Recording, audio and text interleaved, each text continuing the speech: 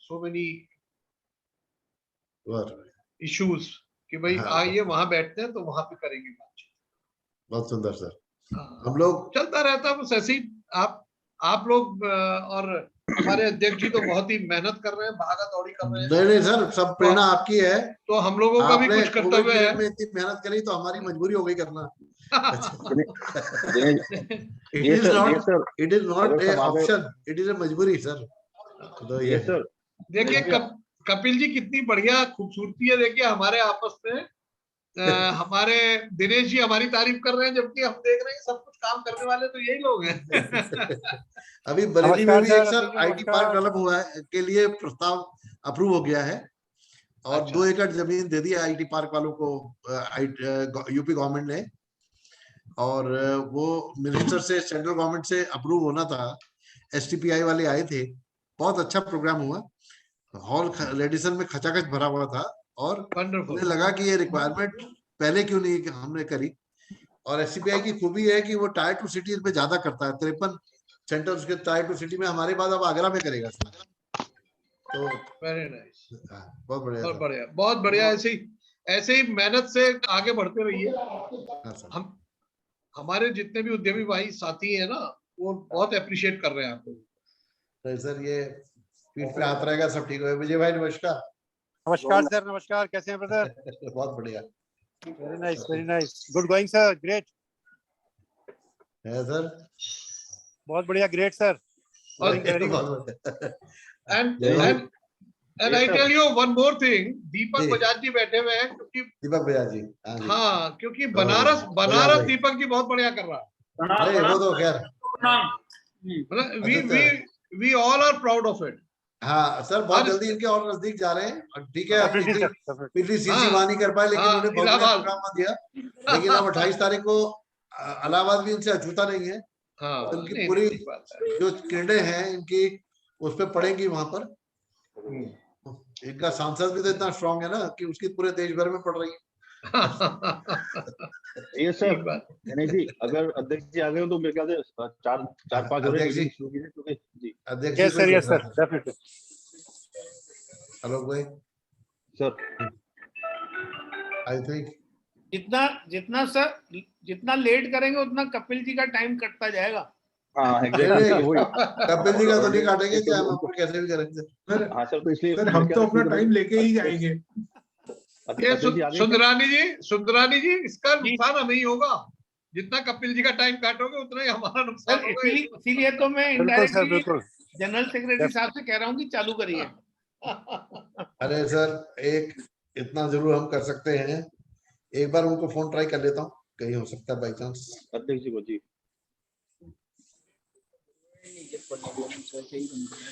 Sir, अभी मैं आपको बताऊं अशोक जी की बात। अशोक जी उस दिन शाहजहानपुर एक मीटिंग अटेंड करके खाले हो। हाँ, वेबिनार में आ रहे हैं। Good afternoon Kapil ji. Good afternoon sir, good afternoon. अच्छा, ओहो ओहो, अच्छा, नहीं नहीं ठीक है, हम देख लेते हैं। अच्छा, तो मैं अध्यक्ष जी की बात बता रहा था, 2 मिनट को उसको रखते हुए फिर मैं रिक्वेस्ट करूंगा। ये उस दिन ये आए शाहजहानपुर से, शाहजहानपुर एक मीटिंग करके, उसके बाद ये मैं और ये मुरादाबाद तक गए। मुरादाबाद, हम देहरादून जाना था, ये मुरादाबाद उतर गए। मुरादाबाद जनरल मीटिंग में काम किया, रात को ट्रेन से देहरादून आए, सवेरे सीधे सीधे एफआरआई पहुंच गए और उसके बाद देहरादून में मीटिंग करी और फिर सहारनपुर मीटिंग करी और उसके बाद भी लौटे। तो 2 दिन में 3 चैप्टर 4 चैप्टर इन्होंने कवर करे और पूरी सम्मानजनक तरीके से, और एफआरआई का काम भी पूरा किया। तो मैं इनका दुआ मानता हूं। मैं तो सर इसमें से सहारनपुर से भी स्किप हो गया और मुरादाबाद से भी स्किप हो गया, but he work at least 4 times. अच्छा सर, वो किसी वजह से ज्वाइन नहीं कर पा रहे। मेरी अभी भी बात हुई, आज आंधी तूफान में शायद कुछ हो सकता है, वहाँ कोई प्रॉब्लम रही हो शाहजहानपुर में। और मैं रिक्वेस्ट करूंगा जो ओपनिंग रिमार्क्स जो है, मैं अपने immediate past president Pankaj ji से रिक्वेस्ट करूंगा कि वो मीटिंग को आज ओपन करेंगे सर। तो मैं आज जो है कपिल वैश्य साहब जैसे हमारे वर्किंग ग्रुप के ये चेयरमैन भी हैं और अथॉरिटी हैं जीएसटी पर, और हम लोग इनको सुनकर बड़े डिलाइटेड होते हैं। तो आज का जो टॉपिक सर ने चुना है वो बेसिकली जो अमेंडमेंट्स, खैर जीएसटी इज वन थिंग जो शुरू से एक अमेंडमेंट का मैक्सिमम अमेंडमेंट्स को कैरी कर रहा है, और मुझे लगता है वर्ल्ड रिकॉर्ड बन जाएगा सर इसमें अमेंडमेंट में बहुत जल्दी, कि किसी भी एक्ट में इतनी अमेंडमेंट कहीं नहीं हुई होगी वर्ल्ड में जितनी हमारे जीएसटी में हो रही है। तो इसलिए हमें अपडेटेड रहना और उसका लाभ उठाना बहुत जरूरी है, क्योंकि वो हमारे बेनिफिशियल इंटरेस्ट में वो चेंजेस होते हैं। और सेकेंडली सर, अब की बार जो फाइनेंस बिल पास हुआ है उसमें भी कुछ आईटीसी को लेकर कुछ कमेंट्स आए हैं, तो उसके भी हम लोग बात करेंगे सर से। और उसके अलावा जो इतना भी हमारा ये ई इनवॉइसिंग में जो इश्यूज हैं आज की डेट में लेटेस्ट, उस पर अभी डेलिब्रेशन होगी। तो मैं बिफोर आई इनवाइट हिम, मैं पंकज सर प्लीज आप सबका स्वागत करें और उसके बाद फिर मीटिंग को ओपन करें। थैंक यू जनरल सेक्रेटरी साहब, और जितने भी सभी लोग उपस्थित हैं, हमारे उद्यमी भाई, हमारे अतिथिगण और हमारे मुख्य वक्ता आज के कपिल वैश्य जी, मैं उनका आईएए की ओर से बहुत बहुत स्वागत और अभिनंदन करता हूं। साथियों, जैसा कि आप देख रहे हैं कि कपिल जी के नाम से हमारा सबसे बड़ा वर्ग जो है, जो हमारे उद्यमियों का सबसे बड़ा वर्ग है, वो तुरंत ही इनके साथ कनेक्ट करने लगता है। इससे यह जाहिर होता है कि जो अब तक की मीटिंग हमारी हुई है वो बहुत सक्सेसफुल हुई और उसका हम लोगों को बहुत फायदा मिला है, और यही हम लोग चाहते भी हैं। माइक्रो स्मॉल मीडियम एंटरप्राइजेस की दिक्कतें बहुत होती है, लेकिन वो कहाँ उनको डिस्कस करे, वो या तो अपने सीए से करे, हो सकता है सारी इंफॉर्मेशन। और रिगार्डिंग जीएसटी स्पेशली मैं बता रहा हूँ, शायद मेरे से सब लोग इत्तेफाक रखेंगे कि जीएसटी में हमारे अभी एडवोकेट जो लोकल स्तर पर है वो उतने कॉम्पिटेंट नहीं है, बहुत सारी जानकारियां उन्हें नहीं है। उसके लिए कई बार हम लोगों को गलत इंफॉर्मेशन हो जाती है। और अब जैसे कि 2017 में जब शुरुआत हुई जीएसटी की, और आज तक मैं समझता हूं कि बहुत सारे चेंजेस आए, जैसा अभी हमारे दिनेश जी बता ही रहे थे। और इतने अमेंडमेंट में इतने चेंजेस आए कि उद्यमी जो जितने भी एक्सपर्ट्स हैं वो भी कंफ्यूज रहे हमेशा। और अब मैं समझता हूं कि जो अब समय आ गया है, क्योंकि अब लोगों के पास नोटिस आने शुरू हो गए हैं, बहुत से लोगों के जो ऑडिट है उसके लिए भी नोटिस आने शुरू हो गए हैं।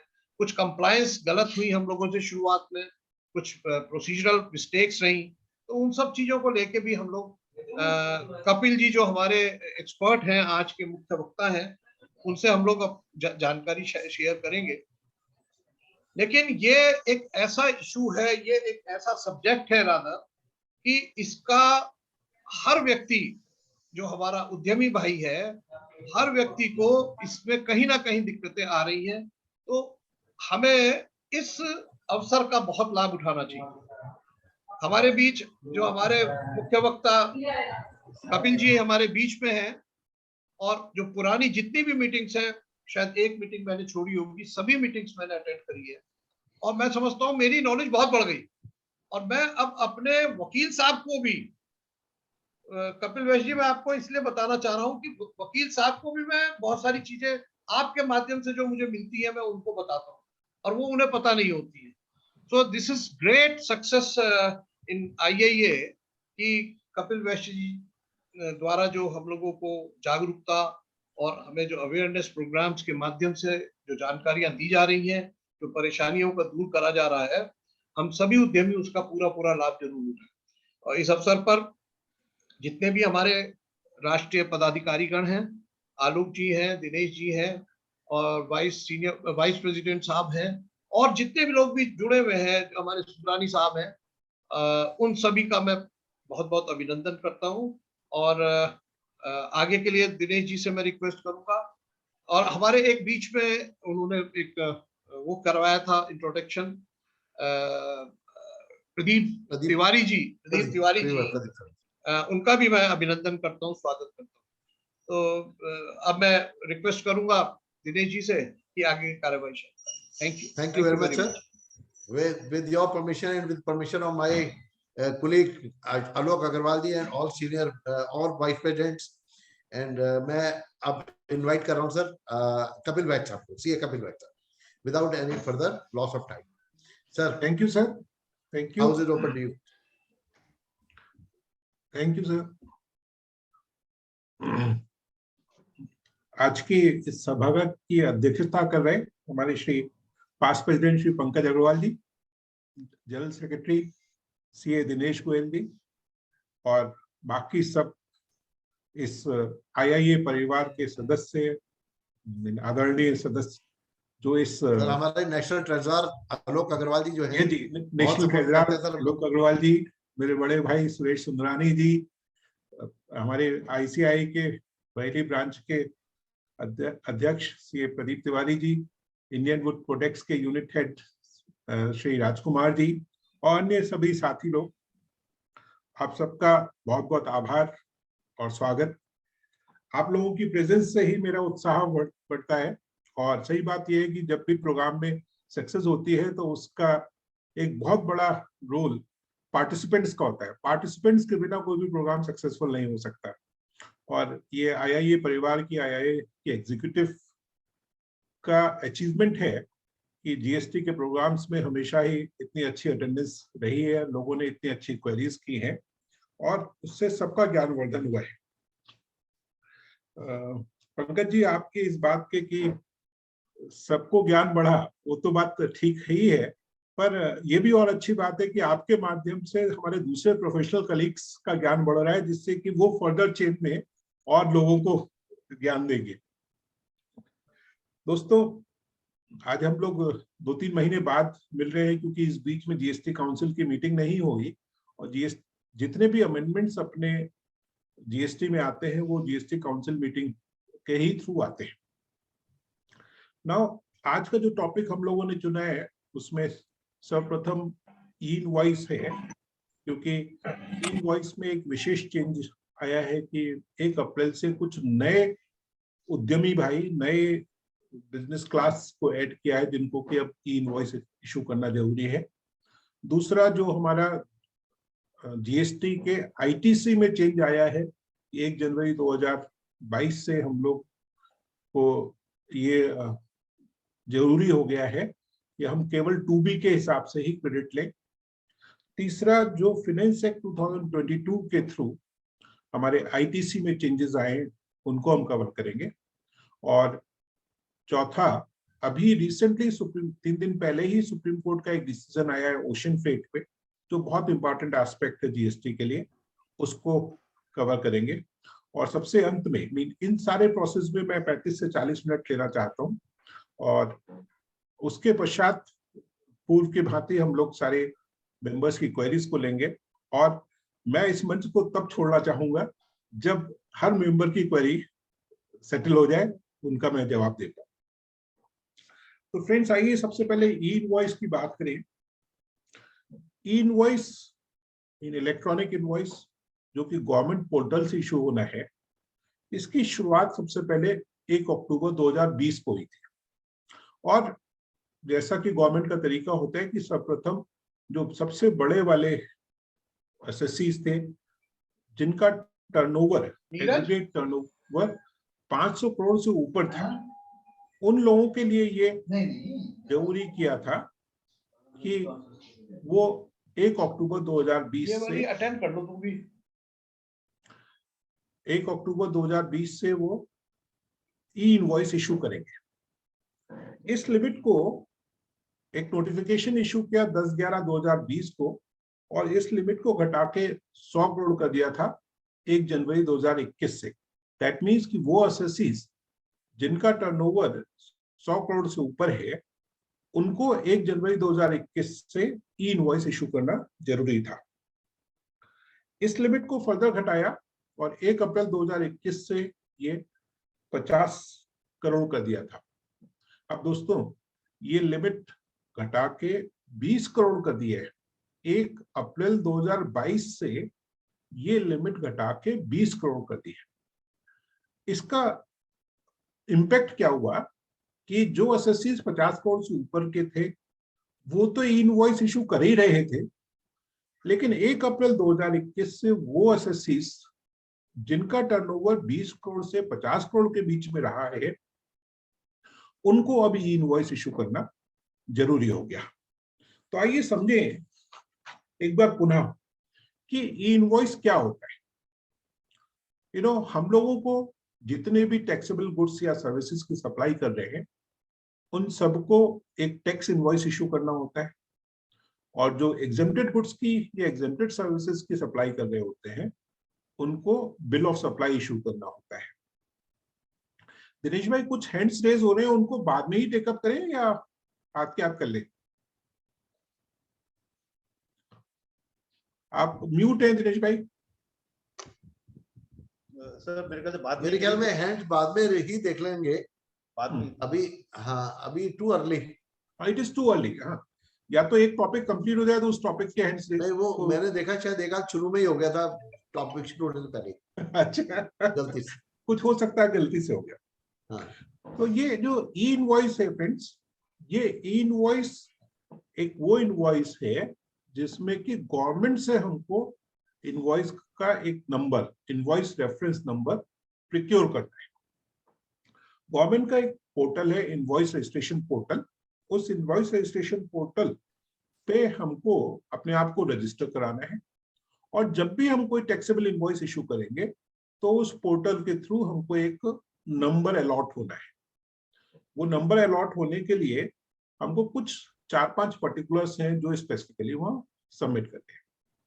वो पर्टिकुलर्स क्या है कि हमारा GSTIN ऑफ सप्लायर, सप्लायर जो अपना इनवॉइस इशू करना चाहता है उसका GSTIN, हम जिस कस्टमर को, जिस रिसिपिएंट को गुड्स देना चाहते हैं या सर्विस देना चाहते हैं उसका GSTIN, और हमारा अपना टैक्स इनवॉइस। काइंडली सी फ्रेंड्स कि इनवॉइस रेफरेंस नंबर का मतलब ये नहीं है कि हम अपना इनवॉइस नहीं दें। जो हम अपनी बुक्स ऑफ अकाउंट्स में इनवॉइस रेफरेंस डालना चाहते हैं, जो नंबर डालना चाहते हैं, वो नंबर हमको देना होगा। तो इनवॉइस रेफरेंस नंबर एक नया नंबर होगा, जो हमारा ई इनवॉइस नंबर होगा, वो एक एडिशनल नंबर होगा, वो हमको देना होगा। लेकिन जो हमारा टैक्स इनवॉइस नंबर है वो भी साथ साथ चलेगा।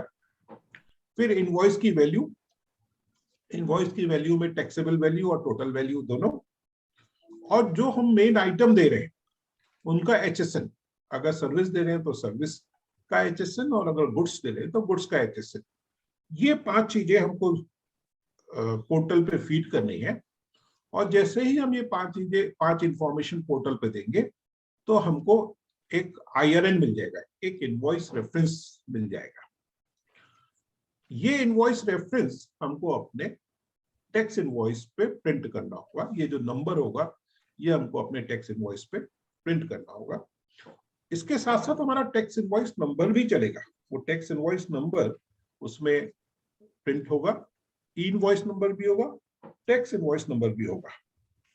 फ्रेंड्स, इसके साथ साथ हमें अपने टैक्स इनवॉइस में एक QR कोड, वो QR कोड जो हमको इनवॉइस IRN के साथ साथ, ई इनवॉइस के नंबर के साथ साथ हमको जो टैक्स इनवॉइस मिलेगा, जो हमको एक QR कोड मिलेगा, वो QR कोड भी हमको अपने टैक्स इनवॉइस पे प्रिंट करना होगा। तो ये जो QR कोड है फ्रेंड्स, ये QR कोड में ये सारी इंफॉर्मेशन जो हमने फीड करी है इनवॉइस रेफरेंस नंबर लेते समय, वो सारी इंफॉर्मेशन इनबिल्ट होती है, जिससे कि कभी भी रास्ते में कोई भी अगर अधिकारी चेक करे तो उस QR कोड को स्कैन करके वो ये निकाल सकता है कि सारे पर्टिकुलर्स ठीक है, मैच कर रहे हैं या नहीं कर रहे। और ये जो इनवॉइस है, ये इनवॉइस में QR कोड हमको प्रिंट करना होगा। ई इनवॉइस फ्रेंड्स केवल B2B ट्रांजैक्शंस के लिए है। मीन जब हम ऐसे व्यक्ति को गुड्स सप्लाई कर रहे हैं जो रजिस्टर्ड है, तभी हमको ई इनवॉइस इशू करना है। अगर ये गुड्स हम किसी ऐसे व्यक्ति को सप्लाई कर रहे हैं जो रजिस्टर्ड नहीं है, मतलब जिसको हम बोलते हैं कि B2C ट्रांजैक्शन है, उन B2C ट्रांजैक्शन के रेफरेंस में हमको ई इनवॉइस इशू नहीं करना है। ई इनवॉइस जहां B2B ट्रांजैक्शन रजिस्टर्ड पर्संस के लिए करना है, वो एक्सपोर्ट के लिए भी करना है। अगर हम कोई भी गुड्स फिजिकली एक्सपोर्ट कर रहे हैं या कोई भी सर्विस एक्सपोर्ट कर रहे हैं, तो उसके लिए हमको ई इनवॉइस इशू करना होगा। जिस इनवॉइस का हमने ई इनवॉइस इशू किया है, उसके कनेक्शन में अगर हम कोई डेबिट नोट इशू कर रहे हैं या हम कोई क्रेडिट नोट इशू कर रहे हैं, तो वो डेबिट नोट और क्रेडिट नोट में भी ई इनवॉइस का नंबर पड़ेगा, उसमें भी हमको इनवॉइस रेफरेंस नंबर पोर्टल से लेना होगा। दैट मीन्स कि B2B ट्रांजेक्शंस और B2B ट्रांजेक्शन से रिलेटेड कोई अगर हमारा डेबिट नोट बन रहा है या हमारा कोई क्रेडिट नोट बन रहा है, तो वो हमको ई इनवॉइस इशू करना होगा। और फ्रेंड्स, ई इनवॉइस इशू करने के लिए कुछ लोगों को एग्जेम्पशंस हैं। वो कौन कौन से लोग हैं वो समझे। सबसे पहले इंश्योरर्स, मतलब जितनी भी इंश्योरेंस कंपनीज हैं, इंश्योरेंस कंपनीज चाहे वो जनरल इंश्योरेंस कंपनीज हो चाहे लाइफ इंश्योरेंस कंपनीज हो, उनको ई इनवॉइस इशू करना मैंडेटरी नहीं है। बैंकिंग कंपनीज, जितने भी बैंक्स हैं वो एग्जेम्प्टेड हैं। एनबीएफसीज, फाइनेंशियल इंस्टीट्यूशंस, जो भी नॉन बैंकिंग फाइनेंस कंपनीज हैं या कोई और फाइनेंशियल इंस्टीट्यूशंस हैं वो एग्जेम्प्ट हैं। जितनी भी ट्रांसपोर्ट एजेंसीज हैं, ट्रांसपोर्ट कंपनीज हैं, आमतौर से तो आप देखते होंगे कि ट्रांसपोर्ट कंपनीज को कोई जीएसटी इनवॉइस या टैक्स इनवॉइस इशू ही नहीं करना होता, क्योंकि वो फॉरवर्ड चार्ज बेसिस पे टैक्स जनरली नहीं देते। जनरली ट्रांसपोर्ट सर्विसेज पर टैक्स रिवर्स चार्ज पे होता है, लेकिन ऐसे भी कुछ ट्रांसपोर्ट कंपनीज हैं जो फॉरवर्ड चार्ज बेसिस पे अपना इनवॉइस इशू करती है, रजिस्ट्रेशन लेती है, आईटीसी और सर्विसेज प्रोवाइड करने के बाद में अपना टैक्स इनवॉइस इशू करती है और आईटीसी भी लेती है। तो ऐसी कंपनीज को अगर कोई इनवॉइस, उनको ई इनवॉइस इशू करना जरूरी नहीं है, केवल वो टैक्स इनवॉइस करके काम चला सकते हैं। पैसेंजर ट्रांसपोर्ट कंपनीज, जो पैसेंजर ट्रांसपोर्टेशन की सर्विसेज दे रही है, क्योंकि उनके बहुत छोटे छोटे इनवॉइस होते हैं, इसलिए उनको ई इनवॉइस इशू करना जरूरी नहीं है। इंडियन रेलवेज को जरूरी नहीं है, और जितनी भी ये रोडवेज सर्विसेज है उनको भी जरूरी नहीं है। Air condition roadways, air condition transportation taxable है, बट उनको ई इनवॉइस इशू करना जरूरी नहीं है। सिमिलरली सिनेमा हॉल्स में जो सिनेमा एग्जिबिट कर रहे हैं उनको भी ई इनवॉइस इशू करना जरूरी नहीं है। फ्रेंड्स, ये जो ई इनवॉइस है, ई इनवॉइस का पर्पस क्या है? इसका मेन पर्पस है कि शायद गवर्नमेंट के मन में ये बात है कि जो टैक्स इनवॉइस इशू करने के टाइम के साथ भी फेक इनवॉइसिंग हो सकती है, वो कम से कम अगर गवर्नमेंट के पोर्टल से हम नंबर ले रहे हैं तो फेक इनवॉइसिंग नहीं होगी। इस ई इनवॉइस करने के कैंसिल करने के लिए एक समय सीमा दी हुई है। वो समय सीमा है कि 24 घंटे के अंदर, जिस समय आपने ये ई इनवॉइस इशू किया है, जिस टाइम पे ये IRN जनरेट किया है, उसके 24 घंटे के अंदर तो हम ई इनवॉइस कैंसिल कर सकते हैं, बट उसके बाद में कैंसिल करने की अपॉर्चुनिटी नहीं है, उसके बाद में हम कैंसिल नहीं कर सकते। फ्रेंड्स, ई इनवॉइस इशू हो जाएगा, लेकिन उसके साथ साथ ई वे बिल भी इशू करना है, लेकिन अपने सॉफ्टवेयर के थ्रू ई वे बिल और ई इनवॉइस साइमल्टेनियसली इशू कर सकते हैं, ऑटोमेटिकली एक ही क्लिक से इशू कर सकते हैं। लेकिन ई इनवॉइस और ई वे बिल दोनों ही इशू करना मैंडेटरी है। ई वे बिल की जो कंडीशंस हैं कि 50,000 से ऊपर का अगर कंसाइनमेंट है तो ई वे बिल इशू करना है, वो ई वे बिल इशू करना होगा। ई इनवॉइस इशू होने की वजह से ई वे बिल का कोई एग्जेम्पशन नहीं है। ये जो हमको IRN मिलता है, जो इनवॉइस रेफरेंस नंबर मिलता है ई इनवॉइसिंग के लिए, उसका 64 कैरेक्टर्स है, मतलब वो 64 अल्फा न्यूमेरिक है, जो कि हमें इनवॉइस पे प्रिंट करना होगा। फ्रेंड्स, ये जो 20 करोड़ की लिमिट है, या पहले 50 करोड़ की लिमिट थी, या हमारी 100 करोड़ की लिमिट थी, ये 20 करोड़ या 100 करोड़ कैसे कैलकुलेट होंगे? सबसे पहले तो ये है एग्रीगेट टर्नओवर। तो जब हम एग्रीगेट टर्नओवर की बात करते हैं तो उस एग्रीगेट टर्नओवर में एग्जेम्प्ट सप्लाईज भी आ जाती है।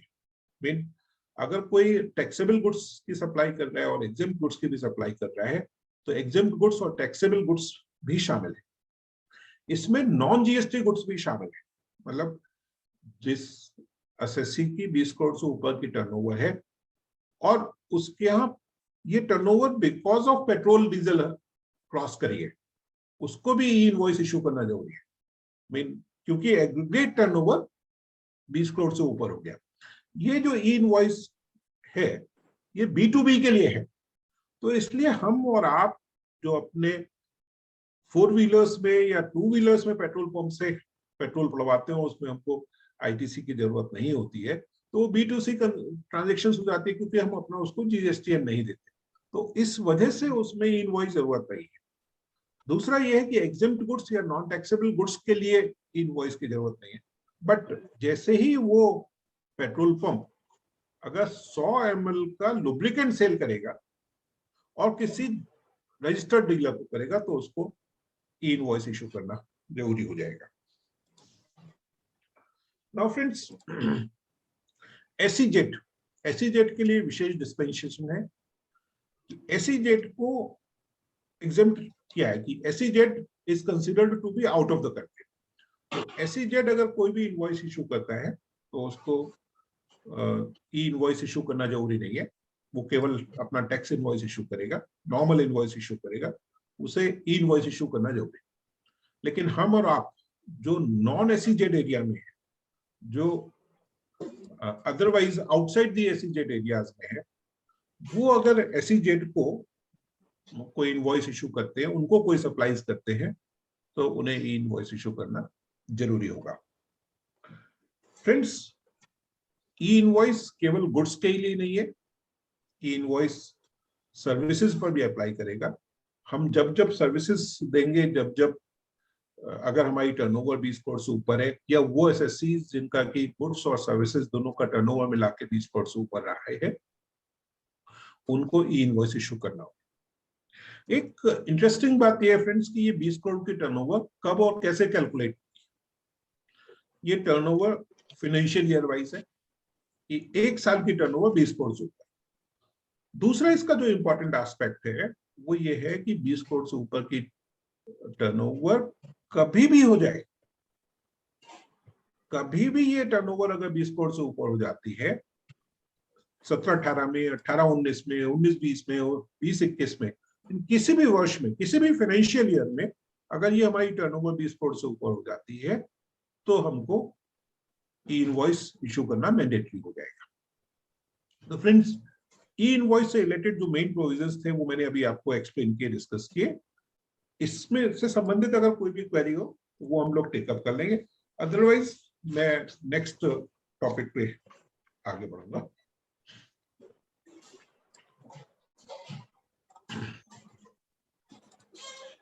Now friends, let's move to next topic के आईटीसी इनपुट टैक्स क्रेडिट में जो चेंजेस आए 1 जनवरी 2022 से। फ्रेंड्स, आपको आईटीसी की स्प्लिट मालूम है। आईटीसी जब जीएसटी अपना 1 जुलाई 2017 से आया था, तो ये माना गया था कि सब किसी भी जीएसटी, किसी इस टैक्सेशन सिस्टम में ITC is it's lifeline. ITC के ही माध्यम से सब कुछ चलेगा। एक क्वेश्चन आया, is e invoice to be issued for debit credit note? Yes, e invoice debit, अगर हमने ओरिजिनल इनवॉइस B2B ट्रांजैक्शंस अगर हैं तो B2B ट्रांजैक्शंस के लिए हमको ई इनवॉइस इशू करना है, और अगर वो B2B क्रेडिट नोट या डेबिट नोट है तो उसके लिए हमको ई इनवॉइस इशू, ई डेबिट नोट, ई क्रेडिट नोट इशू करना होगा। तो फ्रेंड्स, आईटीसी में जब आया था तो उसकी 4 कंडीशन दी हुई थी। सेक्शन 16 ने ये प्रोवाइड किया था कि आपके बिजनेस के लिए यूज होना चाहिए, गुड्स रिसीव होना चाहिए। Sir, what about invoice issued in case of RCM? नहीं, आरसीएम के केस में हमको B2B इनवॉइस की, हमको ई इनवॉइस की जरूरत नहीं है। तो फ्रेंड्स, आईटीसी में 4 कंडीशंस थी। पहली कंडीशन थी कि गुड्स हमको प्राप्त होना चाहिए। दूसरी कंडीशन थी कि गुड्स हमको टैक्स इनवॉइस से कवर्ड होना चाहिए। तीसरी कंडीशन थी कि हमारे को अपना रिटर्न, जो हमारा सेक्शन 39 का रिटर्न है, वो सेक्शन 39 का रिटर्न हमको फाइल किया हुआ होना चाहिए। चौथा ये है कि सप्लायर ने वो टैक्स पे किया होना चाहिए। नाउ फ्रेंड्स, ये जो 4 कंडीशंस थी, ये इन कंडीशंस को सरकार ने लगातार बढ़ाया और 1 अक्टूबर 2020 को सबसे पहली बार कानून में, 1 अक्टूबर 2019 को सबसे पहली बार कानून में लाए कि there are certain इनवॉइसेस, उनको समझ में आया, गवर्नमेंट को ये लगा कि बहुत सारी फेक इनवॉइसिंग हो रही है। तो 1 अक्टूबर 2019 से ये कंडीशन लाए कि जीएसटीआर 2A एक रिटर्न है, एक डॉक्यूमेंट है जो पोर्टल पे दिखता है। इस पोर्टल पे वो क्रेडिट्स दिखते हैं जो दूसरे सप्लायर ने हमको सप्लाई किए। दैट मीन्स अगर मैं आज जीएसटीआर 1 फाइल कर रहा हूँ, मैं अपने रिटर्न फाइल कर रहा हूँ, तो जिन जिनको मैंने सप्लाई किया है वो सप्लाईज की डिटेल्स मेरे कस्टमर के जीएसटीआर 2A में दिखेंगे।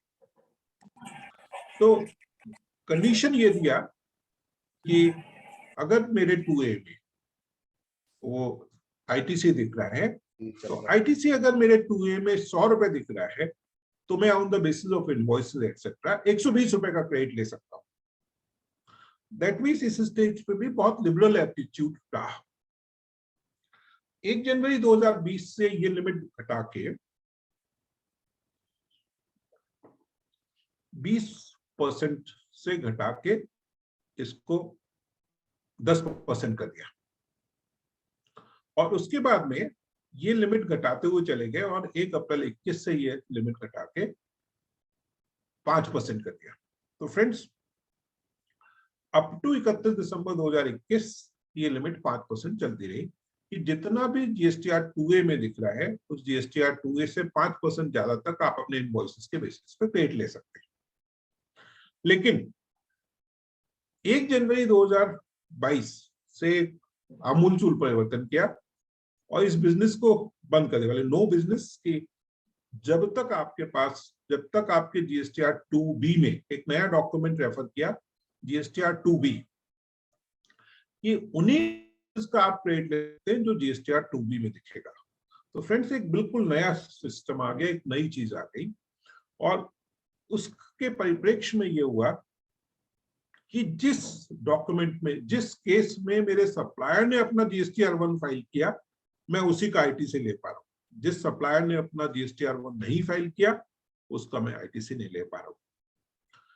दूसरा जो दिक्कत आई वो ये है कि जो हमारे स्मॉल इंडस्ट्रीज के लिए, एमएसएमईज के लिए बहुत डिफिकल्टी वाली बात है कि हम में से बहुत सारे लोग ऐसे हैं जिनका टर्नओवर 5 करोड़ से नीचे है।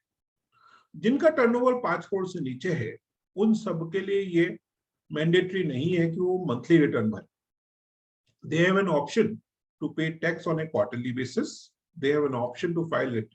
They have an option to pay tax on monthly basis and file return quarterly. मतलब वो अपना टैक्स तो मंथली बेसिस पे जमा करते हैं, लेकिन रिटर्न क्वार्टरली जमा करें। अब जब वो रिटर्न क्वार्टरली डाल रहे हैं, जब वो जीएसटीआर 1 क्वार्टरली डाल रहे हैं, तो कस्टमर के रिकॉर्ड में, कस्टमर के 2A में एक क्वार्टर बाद दिख रहा है। तो फ्रेंड्स, इसका नतीजा ये हुआ कि आईटीसी डेफर हो गया एंड ये हमारे स्मॉल एसएमईज के लिए, एमएसएमईज के लिए ये एक डिग्रेडिंग हो गया कि उनके इनवॉइसेस पे क्रेडिट हमारे कस्टमर को, उन स्मॉल एसएससीज के लिए, वो जिनका टर्नओवर 5 करोड़ से है, उनके इनवॉइसेस पे कस्टमर को क्रेडिट 3 महीने बाद मिल पा रहा है। नाउ फ्रेंड्स, 3 महीने से 1 जनवरी 2022 से ये सिचुएशन चल रही है और अभी अप्रैल में एक नया फीचर क्रिएट हुआ। वो ये हुआ कि अप्रैल 22 का जब जीएसटीआर 2B दिख रहा था, तो वो जीएसटीआर 2B में अप्रैल की ट्रांजैक्शंस नहीं दिख रही। I mean 13-14 तारीख से जब जीएसटीआर 2B दिखना शुरू हुआ, तो उसमें अप्रैल की ट्रांजैक्शंस नहीं दिख रही थी, केवल मार्च तक के जो इनवॉइसेस जो लोगों ने बाद में लेट रिटर्न फाइल किए, मार्च तक के वो इनवॉइसेस केवल दिख रहे थे, इसके अप्रैल के इनवॉइसेस नहीं दिख रहे थे। तो कॉन्सिक्वेंटली GSTIN ने भी अपना एक ट्वीट जारी किया कि कुछ टेक्निकल ग्लिचेस हैं, टेक्निकल डिफिकल्टीज हैं, और उनकी वजह से 2B में अप्रैल का नहीं दिख रहा है। We are looking into that and they suggested कि जो लोग अपना रिटर्न जल्दी भरना चाहते हैं वो 2A के बेसिस पे फाइल कर दें। सब्सिक्वेंटली गवर्नमेंट ने एक नोटिफिकेशन इशू किया 17 तारीख को एक नोटिफिकेशन इशू किया, और उस नोटिफिकेशन में ये कहा कि जो स्मॉल एसएससीज हैं, जो क्वार्टरली फाइलर्स हैं, वो अपना टैक्स 27 तक जमा कर सकते हैं, और जो मंथली फाइलर्स हैं वो अपना टैक्स 24 तारीख तक जमा कर सकते हैं। तो हम सब लोग जो मंथली फाइलर्स हैं उनके लिए कल 24 तारीख ड्यू डेट है अप्रैल के टैक्स जमा करने की एंड रिटर्न फाइल करने की। अब ये 2B दिख भी रहा है, जनरली 2B दिख रहा है, जनरली सारा ITC मिल रहा है। बट फ्रेंड्स, ये जो सिस्टम आया है 2B के लिए, ये डिफिकल्ट है। क्लाइंट की मीन सप्लायर की नॉन कंप्लायंस की वजह से बिजनेसमैन का क्रेडिट होल्ड अप हो जाता है।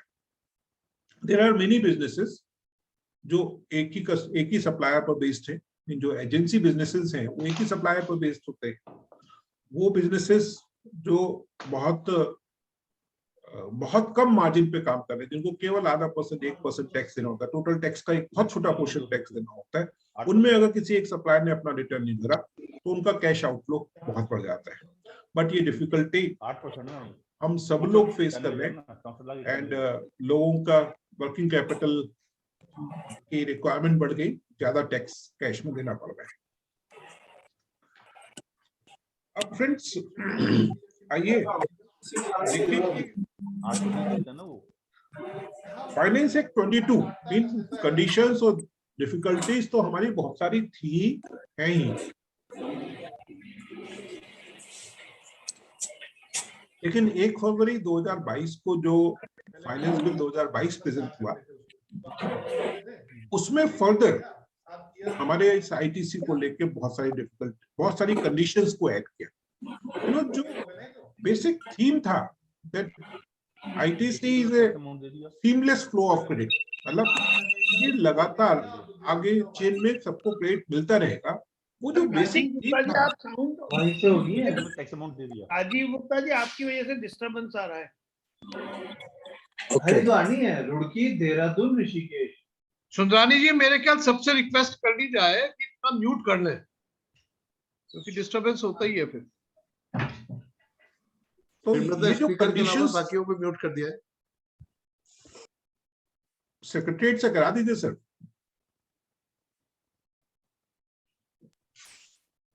तो जो ये कंडीशंस थी, मीन एक के बाद एक नई कंडीशंस, और अब इस फाइनेंस बिल 22 ने, जो कि अब एक्ट बन गया, इस एक्ट के माध्यम से और बहुत सारी इंपॉर्टेंट कंडीशंस को डाला है। आइए उन कंडीशंस को समझते हैं, and we have to really see कि क्या वो कंडीशंस वास्तव में जरूरी है या उनसे कितना बड़ा इम्पैक्ट पड़ेगा इस बिजनेस को। हम जब ईज ऑफ डूइंग बिजनेस की बात करते हैं, हम इसकी बात करते हैं, स्टार्टअप्स की बात करते हैं, और ऐसे सर्कमस्टांसेस में ये जो चेंजेस हुए हैं उन चेंजेस की तरफ जरा ध्यान दें। सेक्शन 16(2)(BA, सेक्शन 16(2) में एक क्लॉज इंसर्ट किया है, BA, B for Bombay, A for Hyderabad. ये एक क्लॉज इंसर्ट किया और इस क्लॉज में कहा कि नाउ गवर्नमेंट में provide with the permission of GST council, government में प्रोवाइड कि कुछ और कंडीशंस कौन कौन सी हो सकती है, और हर एसएससी को वो इंटीमेट करेंगे कि किन किन केसेस का ITC नहीं मिलेगा। उसमें जो सबसे पहली कंडीशन डाली है, वो कंडीशन डाली है कि किसी भी नए एसएससी के, नए एसएससी मतलब वो एसएससी जो अभी अभी रजिस्टर हुआ है, जो रिसेंटली रजिस्टर हुआ है, उसकी इनवॉइसेस का क्रेडिट नहीं देंगे। इन किसी भी नए एसएससी के इनवॉइस का क्रेडिट नहीं देंगे। फ्रेंड्स, इसके पीछे एक रीजन ये हो सकता है कि government wants to control this fake invoicing, कि गवर्नमेंट का डेटा ये कहता है कि देयर आर मेनी एसएससी जो रजिस्टर होते हैं, 1 महीना 2 महीना 3 महीना काम करते हैं, फेक इनवॉइसिंग करते हैं और चले जाते हैं और उनका गलत क्रेडिट ले लेता है। बट इस को कंट्रोल करने के प्रोसेस में आपने जेन्युइन बिजनेसेस को तो मार दिया बिल्कुल। वो नए एसएससी जो अपना नया बिजनेस शुरू करेंगे, नई इंडस्ट्री शुरू करेंगे, उनको तो और इंकरेजमेंट चाहिए। उनके लिए तो ये चाहिए कि उनके इनवॉइसेस पे आईटीसी मिले, वरना क्या होगा, ऐसे एसएससी, ऐसे बिजनेस क्लास जो नया बिजनेस शुरू करेंगे, उनका तो कोई, उनसे तो कोई माल परचेज ही नहीं करेगा। जेन्युइन बिजनेस क्लास जो नया बिजनेस शुरू करेगा, उससे तो कोई माल परचेज ही नहीं करेगा। वो कहेगा कि भाई पहले तुम 3 महीने 6 महीने बिजनेस कर लो, उसके बाद में हम तुमसे माल परचेज करना शुरू करेंगे। तो हमारे जो स्मॉल इंडस्ट्रीज हैं, जो स्मॉल एंटरप्रेन्योर्स हैं, स्मॉल बिजनेस क्लास है, उनको तो बहुत बड़ा नुकसान होने जा रहा है इस क्लॉज से। दूसरा, वो केसेस जिसमें कि सप्लायर ने टैक्स नहीं पे किया। टैक्स पे करने का मैकेनिज्म क्या है? 3B। जीएसटीआर 1 फाइल करते हैं तो आउटवर्ड सप्लाईज की डिटेल चली जाती है। जीएसटीआर 3B फाइल करते हैं तो हमारा टैक्स पे हो जाता है। वो केसेस जिसमें कि सप्लायर ने 3B नहीं फाइल किया है, उन केसेस का आईटीसी 2B में ब्लॉक्ड दिखेगा। उन केसेस का आईटीसी 2B में ये दिखेगा कि उसका आईटीसी नहीं मिल रहा है, वो ब्लॉक हो जाएगा। तो फ्रेंड्स, मैंने तो सप्लायर को टैक्स पे कर दिया, मैंने तो उसका इनवॉइस पे कर दिया, मैंने उसका टैक्स पे कर दिया। अब अगर सप्लायर ने वो टैक्स नहीं जमा किया है तो उसकी वजह से उसकी सजा मेरे को क्यों मिलने वाली? सप्लायर को रजिस्ट्रेशन तो डिपार्टमेंट ने ही दिया है। When the registration has been granted, and in many cases the registration is granted after verification, after physical verification of the premises. अब तो स्टेट्स 100% फिजिकल वेरिफिकेशन करते हैं तभी रजिस्ट्रेशन देती है। और ऐसे केसेस में जिसमें कि सप्लायर ने टैक्स नहीं पे किया, उन केसेस में मेरा क्रेडिट ब्लॉक कर दें या मेरे को ये कहें कि आपको ये क्रेडिट नहीं मिलेगा, this is another difficulty, this is another problem in this matter.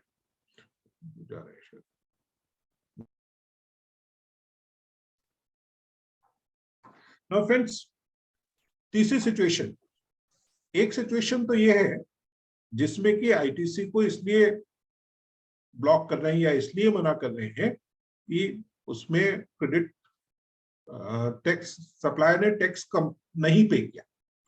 अब तीसरी डिफरेंट सिचुएशन देखिए जिसमें सप्लायर का ये कहते हैं कि अगर सप्लायर ने कम टैक्स पे किया, कम टैक्स का मतलब क्या है कि सप्लायर को टैक्स तो जमा करना था 10 लाख रुपए। 1 का जो कंडीशन थी, 1 में सपोजिंग 10 लाख रुपए का टैक्स था, उस 10 लाख की जगह उसने टैक्स पे करा 8 लाख रुपए। तो अगर उसने टैक्स कम पे करा है तो रिसिपिएंट का क्रेडिट ब्लॉक कर देंगे, रिसिपिएंट को क्रेडिट नहीं देंगे। अगेन फ्रेंड्स, टैक्स तो शॉर्ट मिला 2 लाख रुपए और पता नहीं क्या होगा, टेक्नोलॉजी क्या करेगी, 10 लाख रुपए किसका क्रेडिट रोकेगी? या तो पूरा 10 लाख रुपए का क्रेडिट रोक देगी, या 2 लाख रुपए का, कौन से 2 लाख रुपए को चूज करेगी जिसके लिए ये कहेगी कि भाई ये 2 लाख रुपए का क्रेडिट नहीं मिलेगा। But something would be done to see that credit is not allowed. Again this is something, ये अभी ट्वीट किसी का आ रहा है, राजीव गुप्ता जी का ट्वीट आ रहा है, उसका चैट में आ रहा है कि is there anyone who is challenged? Yes, ये प्रोविजन जरूर चैलेंज होंगे। 16(2)(c) जिसमें कि ये है कि रिसिपिएंट को क्रेडिट तब मिलेगा जब सप्लायर ने टैक्स पे कर दिया, ये 16(2)(c) ऑलरेडी चैलेंज्ड है कोर्ट्स में। अभी उसके डिसीजंस नहीं आए हैं क्योंकि सुप्रीम कोर्ट में एक डिसीजन हुआ था, वैट लॉज में सिमिलर प्रोविजंस थे। एराइज इंडिया लिमिटेड के केस में सुप्रीम कोर्ट ने ये होल्ड किया कि इस तरह की कोई भी कंडीशन नहीं डाली जा सकती, this is against the right of the business.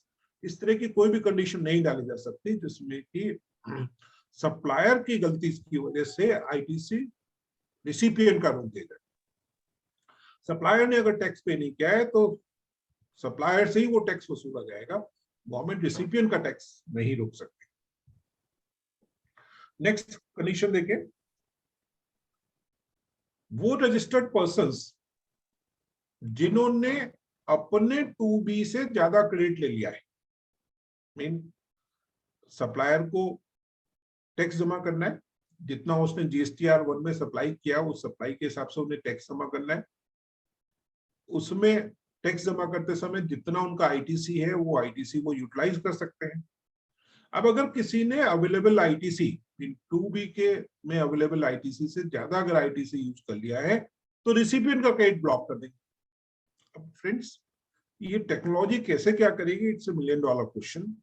लेकिन अब सप्लायर ने अगर 2B में ज्यादा लिया है तो इट इज पॉसिबल कि कोई ऐसे केसेस हो सकते हैं जिसमें कि पुराना 2B का कोई क्रेडिट बैलेंस बाकी है, कोई 2B में पहले का क्रेडिट लेना रह गया है, या कोई गुड्स ऐसी हैं जिनकी बिलिंग मार्च में हो गई, गुड्स अप्रैल में आई, तो जिनकी जो गुड्स अप्रैल में आएंगी, मार्च की बिलिंग है लेकिन गुड्स अगर अप्रैल में आएगी तो उनका क्रेडिट तो अप्रैल में ही मिलेगा। तो ऐसे केसेस पोर्टल पे तो ये दिखेगा कि as if the credit has been taken on a higher side.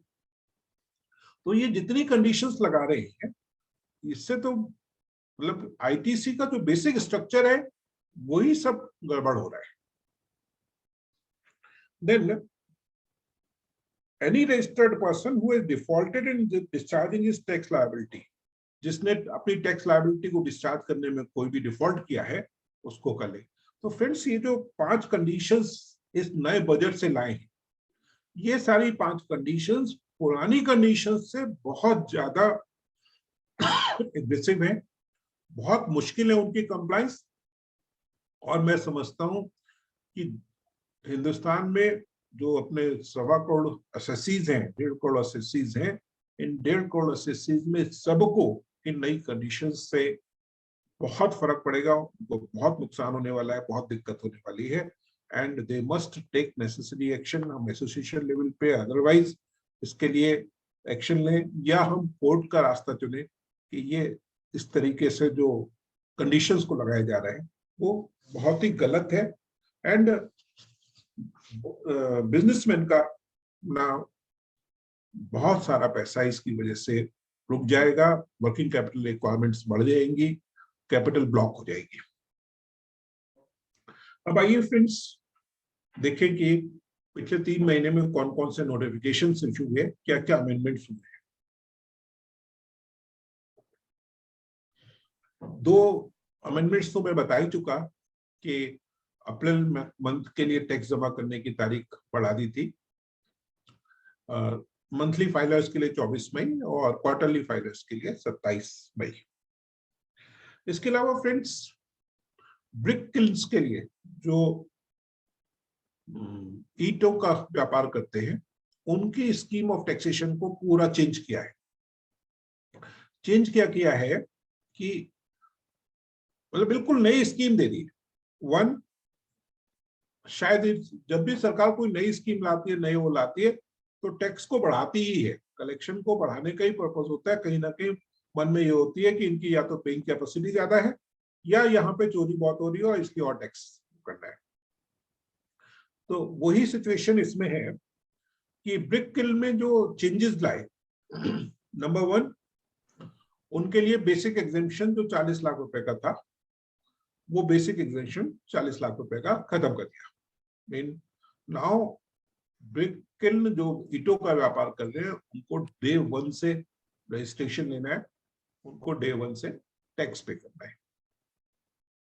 दूसरा, ईंटों के व्यापार करने वालों के लिए, ब्रिक्स के व्यापार करने वालों के लिए कॉम्पोजिशन स्कीम नहीं अवेलेबल है। जो कॉम्पोजिशन स्कीम अवेलेबल है गुड्स के लिए 1.5 करोड़ रुपए की, वो कॉम्पोजिशन स्कीम इसके लिए अवेलेबल नहीं है। ईंटों के व्यापार करने वाले को टैक्स हाई रेट पे देना है, 1% टैक्स देके उनका बिजनेस नहीं करने दिया जाएगा। 2 स्कीम्स दी, 1 कि ईंटों का व्यापार करने वाले या तो ITC ना ले, और ITC नहीं लेते हैं तो उनको 6% टैक्स देना है, मतलब 3% CGST और 3% SGST, 6% उन्हें टैक्स देना है। जो लोग आईटीसी लेना चाहते हैं, अपने इनपुट्स पे, कैपिटल गुड्स पे आईटीसी लेना चाहते हैं, उनको 12% टैक्स देना है। 12% टैक्स मतलब 6% सीजीएसटी और 6% एसजीएसटी, और उनको आईटीसी मिल जाएगा। लेकिन फ्रेंड्स, जो स्कीम है 6% की, 3% टैक्स सीजीएसटी का और 3% एसजीएसटी का, इसमें आईटीसी ब्रिकल को नहीं मिलेगा, मीन ईंटों का व्यापार करने वाले को नहीं मिलेगा। लेकिन यही ईंटें अगर किसी बिल्डर ने खरीदी है, कोई कॉमर्शियल बिल्डर है जो कॉमर्शियल बिल्डिंग का कार्य करता है, उसने अगर ये ईंटें खरीदी है तो उसको इसका आईटीसी मिलेगा। इन रेजिडेंशियल कंस्ट्रक्शन में तो आईटीसी अलाउड नहीं है, लेकिन कोई अगर वर्क्स कॉन्ट्रैक्टर है जो ईंटें खरीदता है, या कोई कॉमर्शियल बिल्डर है, कॉमर्शियल बिल्डिंग्स बना रहा है, वो अगर ईंटें खरीदता है तो उसको आईटीसी मिल जाएगा। नेक्स्ट फ्रेंड्स, जो आज का मेरा टॉपिक है वो है ocean freight. Ocean freight friends, समुद्र के द्वारा जब माल लाया गया, मीन समुद्र के द्वारा माल कब लाया जाएगा? जब इंपोर्ट होगा। Mean when there is a case of import of goods from the other country to India, then ocean freight is involved. थोड़ा लाउड हो सकते हैं और? जी,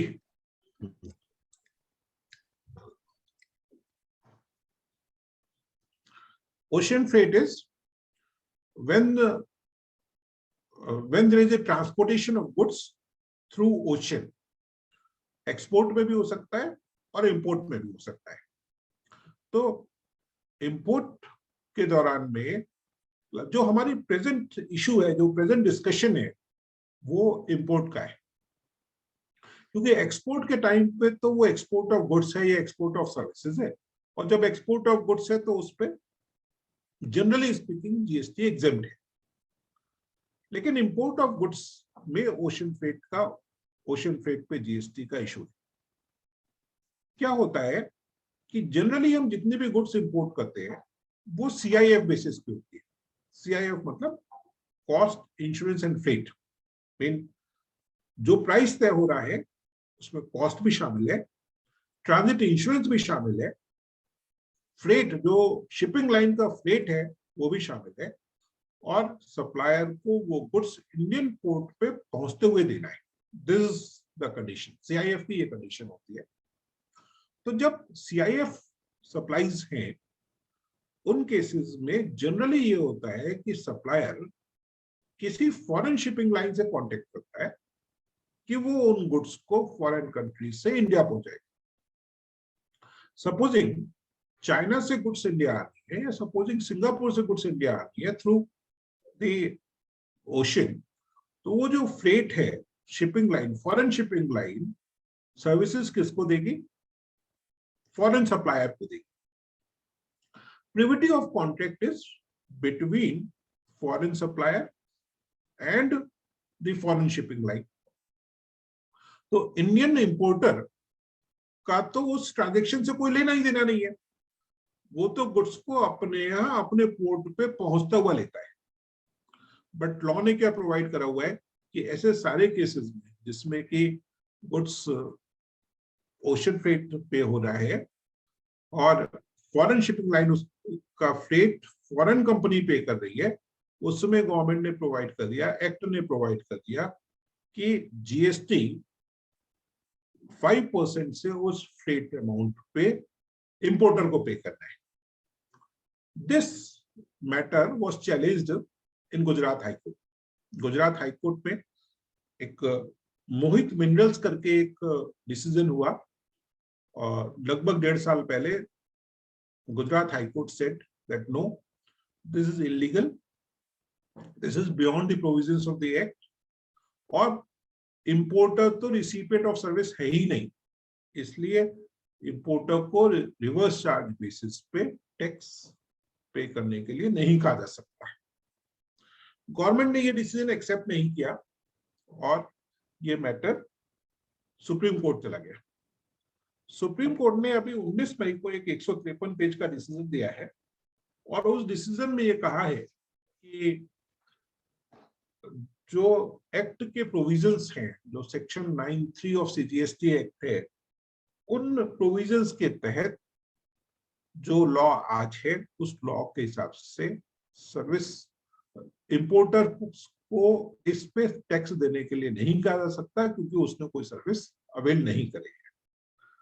फ्रेंड्स, यहाँ पर बात यह है कि आज की तारीख में लॉ ये हो गया, जो सुप्रीम कोर्ट ने इंटरप्रेट किया, वो ये कहा कि इंपोर्टर को इस पर टैक्स नहीं पे करना। बट इंपॉर्टेंट पार्ट इसका ये है फ्रेंड्स कि सुप्रीम कोर्ट ने एक्ट के सेक्शन 93 को रेफर करते हुए ये कहा कि 93 के प्रोविजंस के तहत इंपोर्टर को रिसिपिएंट ऑफ सर्विस नहीं माना जा सकता।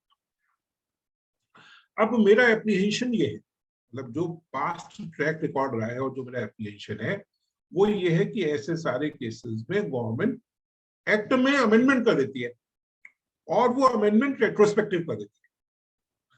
तो अगर इसमें रेट्रोस्पेक्टिव अमेंडमेंट हो गया तो हम सब लोग जो ये सोचते हैं कि हमको इस पर रिवर्स चार्ज पे टैक्स नहीं पे करना है, उन सबको रेट्रोस्पेक्टिवली 1 जुलाई 2017 से टैक्स देना पड़ जाएगा। गवर्नमेंट क्योंकि बेंट अपॉन है, सर्विस टैक्स लॉ में भी उन्होंने रेट्रोस्पेक्टिव अमेंडमेंट मीन fag end of the service tax law किया था। 23 अप्रैल 2017 से ये अमेंडमेंट किया था, तो 3 महीने के लिए केवल सर्विस टैक्स लॉ में अमेंडमेंट किया था। तो माय एप्रीहेंशन इज कि government would make retrospective amendment. तो ऐसे में क्वेश्चन ये होता है कि हम में से वो लोग जिनको कि ओशन फ्रेट बियर करना पड़ रहा है वो क्या करें। My suggestion are on 2 different folds. One, कि वो लोग जो अपनी आउटवर्ड सप्लाई पर टैक्स पे करते हैं, जिनको कैश में भी टैक्स पे करना होता है, वो लोग रिवर्स चार्ज पे टैक्स पे कर दें और उसका आईटीसी ले लें, तो लिटिगेशन पूरा बच जाएगा। अगर उन्होंने रिवर्स चार्ज पे टैक्स पे कर दिया और आईटीसी ले लिया, उनके लिए रेवेन्यू न्यूट्रल है, उनकी पॉकेट से कुछ भी नहीं गया, लेकिन वो उनका टैक्स पूरा, वो कोई भी लिटिगेशन नहीं होगा। लेकिन वो लोग जो इन्वर्टेड सप्लाईज में, जिनका स्ट्रक्चर इन्वर्टेड है, जिनको कि कैश पेमेंट नहीं करना पड़ता है, उनका क्रेडिट एक्यूमुलेट हो रहा है, वो ऐसे सब लोगों के लिए मेरा सजेशन ये है कि इस डिसीजन को रिलाई करें और टैक्स नहीं पे करें। जब भी गवर्नमेंट कोई अमेंडमेंट करेगी, कुछ भी और सिचुएशन करेगी, then will take a call. अभी फ्रेंड्स एक क्वेरी कहीं पे आई थी, किसी अपने पार्टिसिपेंट की क्वेरी है कि ई इनवॉइस नहीं इशू करें तो क्या हो। देखिए, ई इनवॉइस इशू करने की रिक्वायरमेंट रूल 48 में है और रूल 48 ये कहता है कि अगर आपने ई इनवॉइस नहीं इशू किया, केवल टैक्स इनवॉइस इशू कर दिया, तो ये माना जाएगा कि आपने इनवॉइस इशू नहीं किया। इसका मतलब क्या है, जो सबसे बड़ा इंपैक्ट है वो ये है कि अगर आपने ई इनवॉइस इशू नहीं किया, if you are liable to issue the invoice but you do not issue e invoice, then it will be deemed that you have not issued the proper invoice, and once you have not issued the proper invoice, the recipient will not get the credit. तो friends, ये बहुत बड़ा issue हो जाएगा कि अगर हमारे recipient को क्रेडिट नहीं मिला तो हमारा प्रोडक्ट 20% महंगा हो जाएगा, 18% महंगा हो जाएगा। आमतौर से जो जनरल रेट ऑफ टैक्स है वो 18% है, तो हमारे रिसिपिएंट का टैक्स, हमारे रिसिपिएंट के लिए वो गुड्स 18% महंगी हो जाएंगी और हम मार्केट से बाहर हो जाएंगे। Another question which arises is कि there are certain cases जिनमें ऐसा हुआ है कि लोगों को पता नहीं था, जस्टिस को, हमारे एसएससीज को, क्लास ऑफ एसएससीज को पता नहीं था कि 1 अप्रैल 2022 से उनको ई इनवॉइस इशू करना जरूरी है। अब उन्होंने 1 अप्रैल 2022 से अब तक से 22 मई तक न केवल टैक्स इनवॉइस ही इशू किया है, वो लोग क्या करें। ऐसे लोगों के लिए फ्रेंड्स पोर्टल आज भी ये परमिट करता है कि वो इनवॉइस इशू कर सकते हैं। टैक्स इनवॉइस वो नंबर ओरिजिनल डालेंगे, मान लीजिए 1 अप्रैल 2022 का इनवॉइस है तो टैक्स इनवॉइस नंबर 1 अप्रैल 2022 का डालेंगे, लेकिन वो ई इनवॉइस आज इशू कर देंगे। तो जो पिछली गलती हो गई है वो रेगुलराइज हो जाएगी एंड होपफुली कोई उस पर पेनल्टी भी नहीं पड़ेगी। तो फ्रेंड्स, आप सबसे रिक्वेस्ट है कि अपना अपना टर्नओवर देख लें, केवल टैक्सेबल गुड्स का टर्नओवर ना देखें, एग्रीगेट टर्नओवर देखें, अपने काउंसिल से डिस्कस कर लें। अगर एग्रीगेट टर्नओवर 20 करोड़ से ज्यादा रहा है तो 1 अप्रैल से ई इनवॉइस इशू कर दें। फ्रेंड्स, सेक्रेटरीट से मेरे पास में एक क्वेरी आई थी किसी मेंबर की, मैं उसको पढ़ रहा हूं। अगर वो मेंबर प्रेजेंट हो तो उसको पर्सनली भी पूछ सकते हैं, अदरवाइज मैं पढ़ रहा हूं। पहला तो इश्यू उनका ये था कि सरकार का जो भी अमेंडमेंट करते हैं वह साल में एक बार और एक निर्धारित तिथि को करें।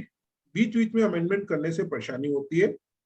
हम अपने व्यापार पर ध्यान दें या अमेंडमेंट पर ध्यान दें। फ्रेंड्स, ये एक सजेशन है and I fully endorse it. जैसे इनकम टैक्स, आप म्यूट हैं सुब्रानी जी।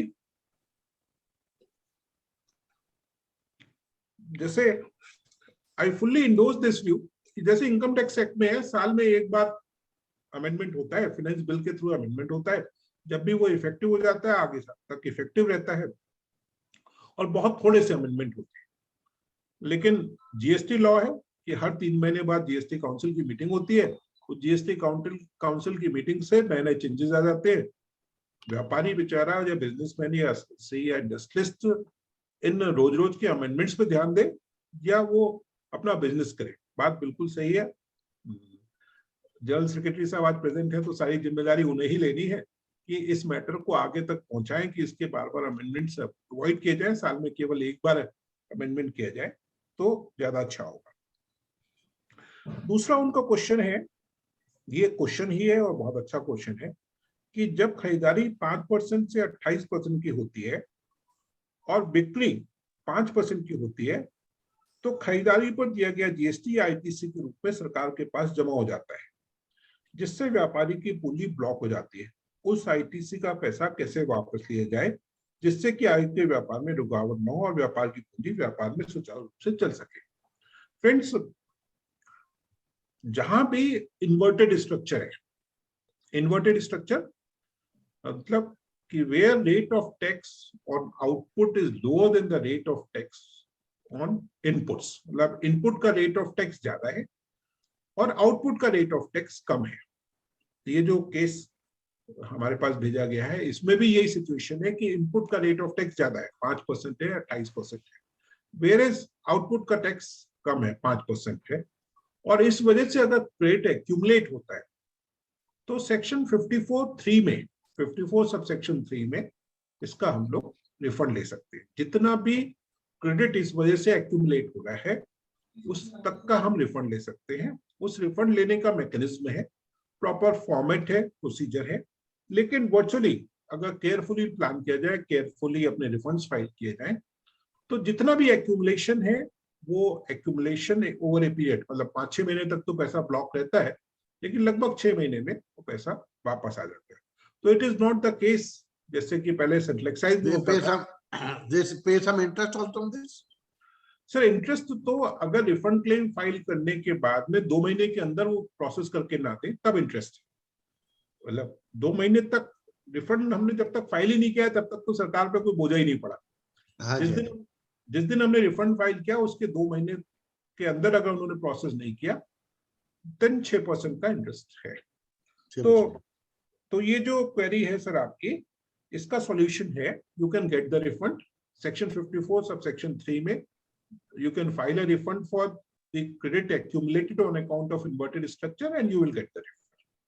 So friends, this is what I wanted to discuss today. आज सर कुछ हाथ शुरू से काफी समय से रेस थे। मैं शिरीष गुप्ता जी से, शिरीष गुप्ता जी हैं रामपुर में, बहुत अच्छा तरीके से सेक्रेटरीशिप अपने संभाले हुए हैं और बहुत एक्टिव हैं, वहां पर काम कर रहे हैं। शिरीष जी, then we had one more name, Arjun जी थे, उनका नाम था, वो उन्होंने हैंड रेज किया बता। Then we have Rajeev Gupta ji दिख रहे हैं सामने। राजीव गुप्ता जी प्लीज, आपकी क्वेरी। राजीव जी को मैं इंट्रोड्यूस कर दूं दिनेश भाई। ये अनम्यूट कर ले अपने आप को, अनम्यूट कर लीजिए अपना। हाँ जी, अनम्यूट कर लीजिए, आप अभी म्यूट हैं। ये राजीव जी हमारे अभी भी आप अनम्यूट नहीं हुए हैं। आप म्यूटेड हैं अभी भी। हाँ हाँ आप हुए। Now Okay. Good afternoon, sir.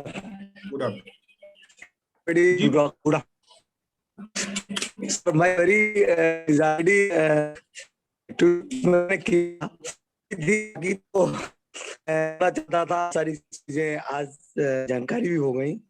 जो मेरी कोई वही थी सर, रेफरेंस में सारे एससीसी को बहुत सारा नुकसान हो रहा है, क्रेडिट नहीं ले पा रहे हैं लोग।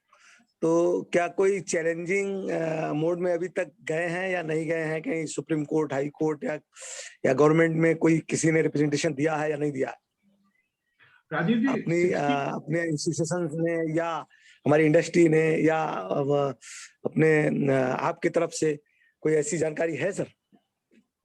मेरी जानकारी में आईआईए ने तो कभी इसको चैलेंज नहीं किया है, लेकिन इंडिविजुअल बेसिस पे डिफरेंट हाई कोर्ट्स में सेक्शन 16(2)(c) को चैलेंज किया गया है। 16(2)(c) ये प्रोवाइड करता है कि जब तक सप्लायर ने टैक्स पे नहीं किया तब तक क्रेडिट नहीं मिलेगा।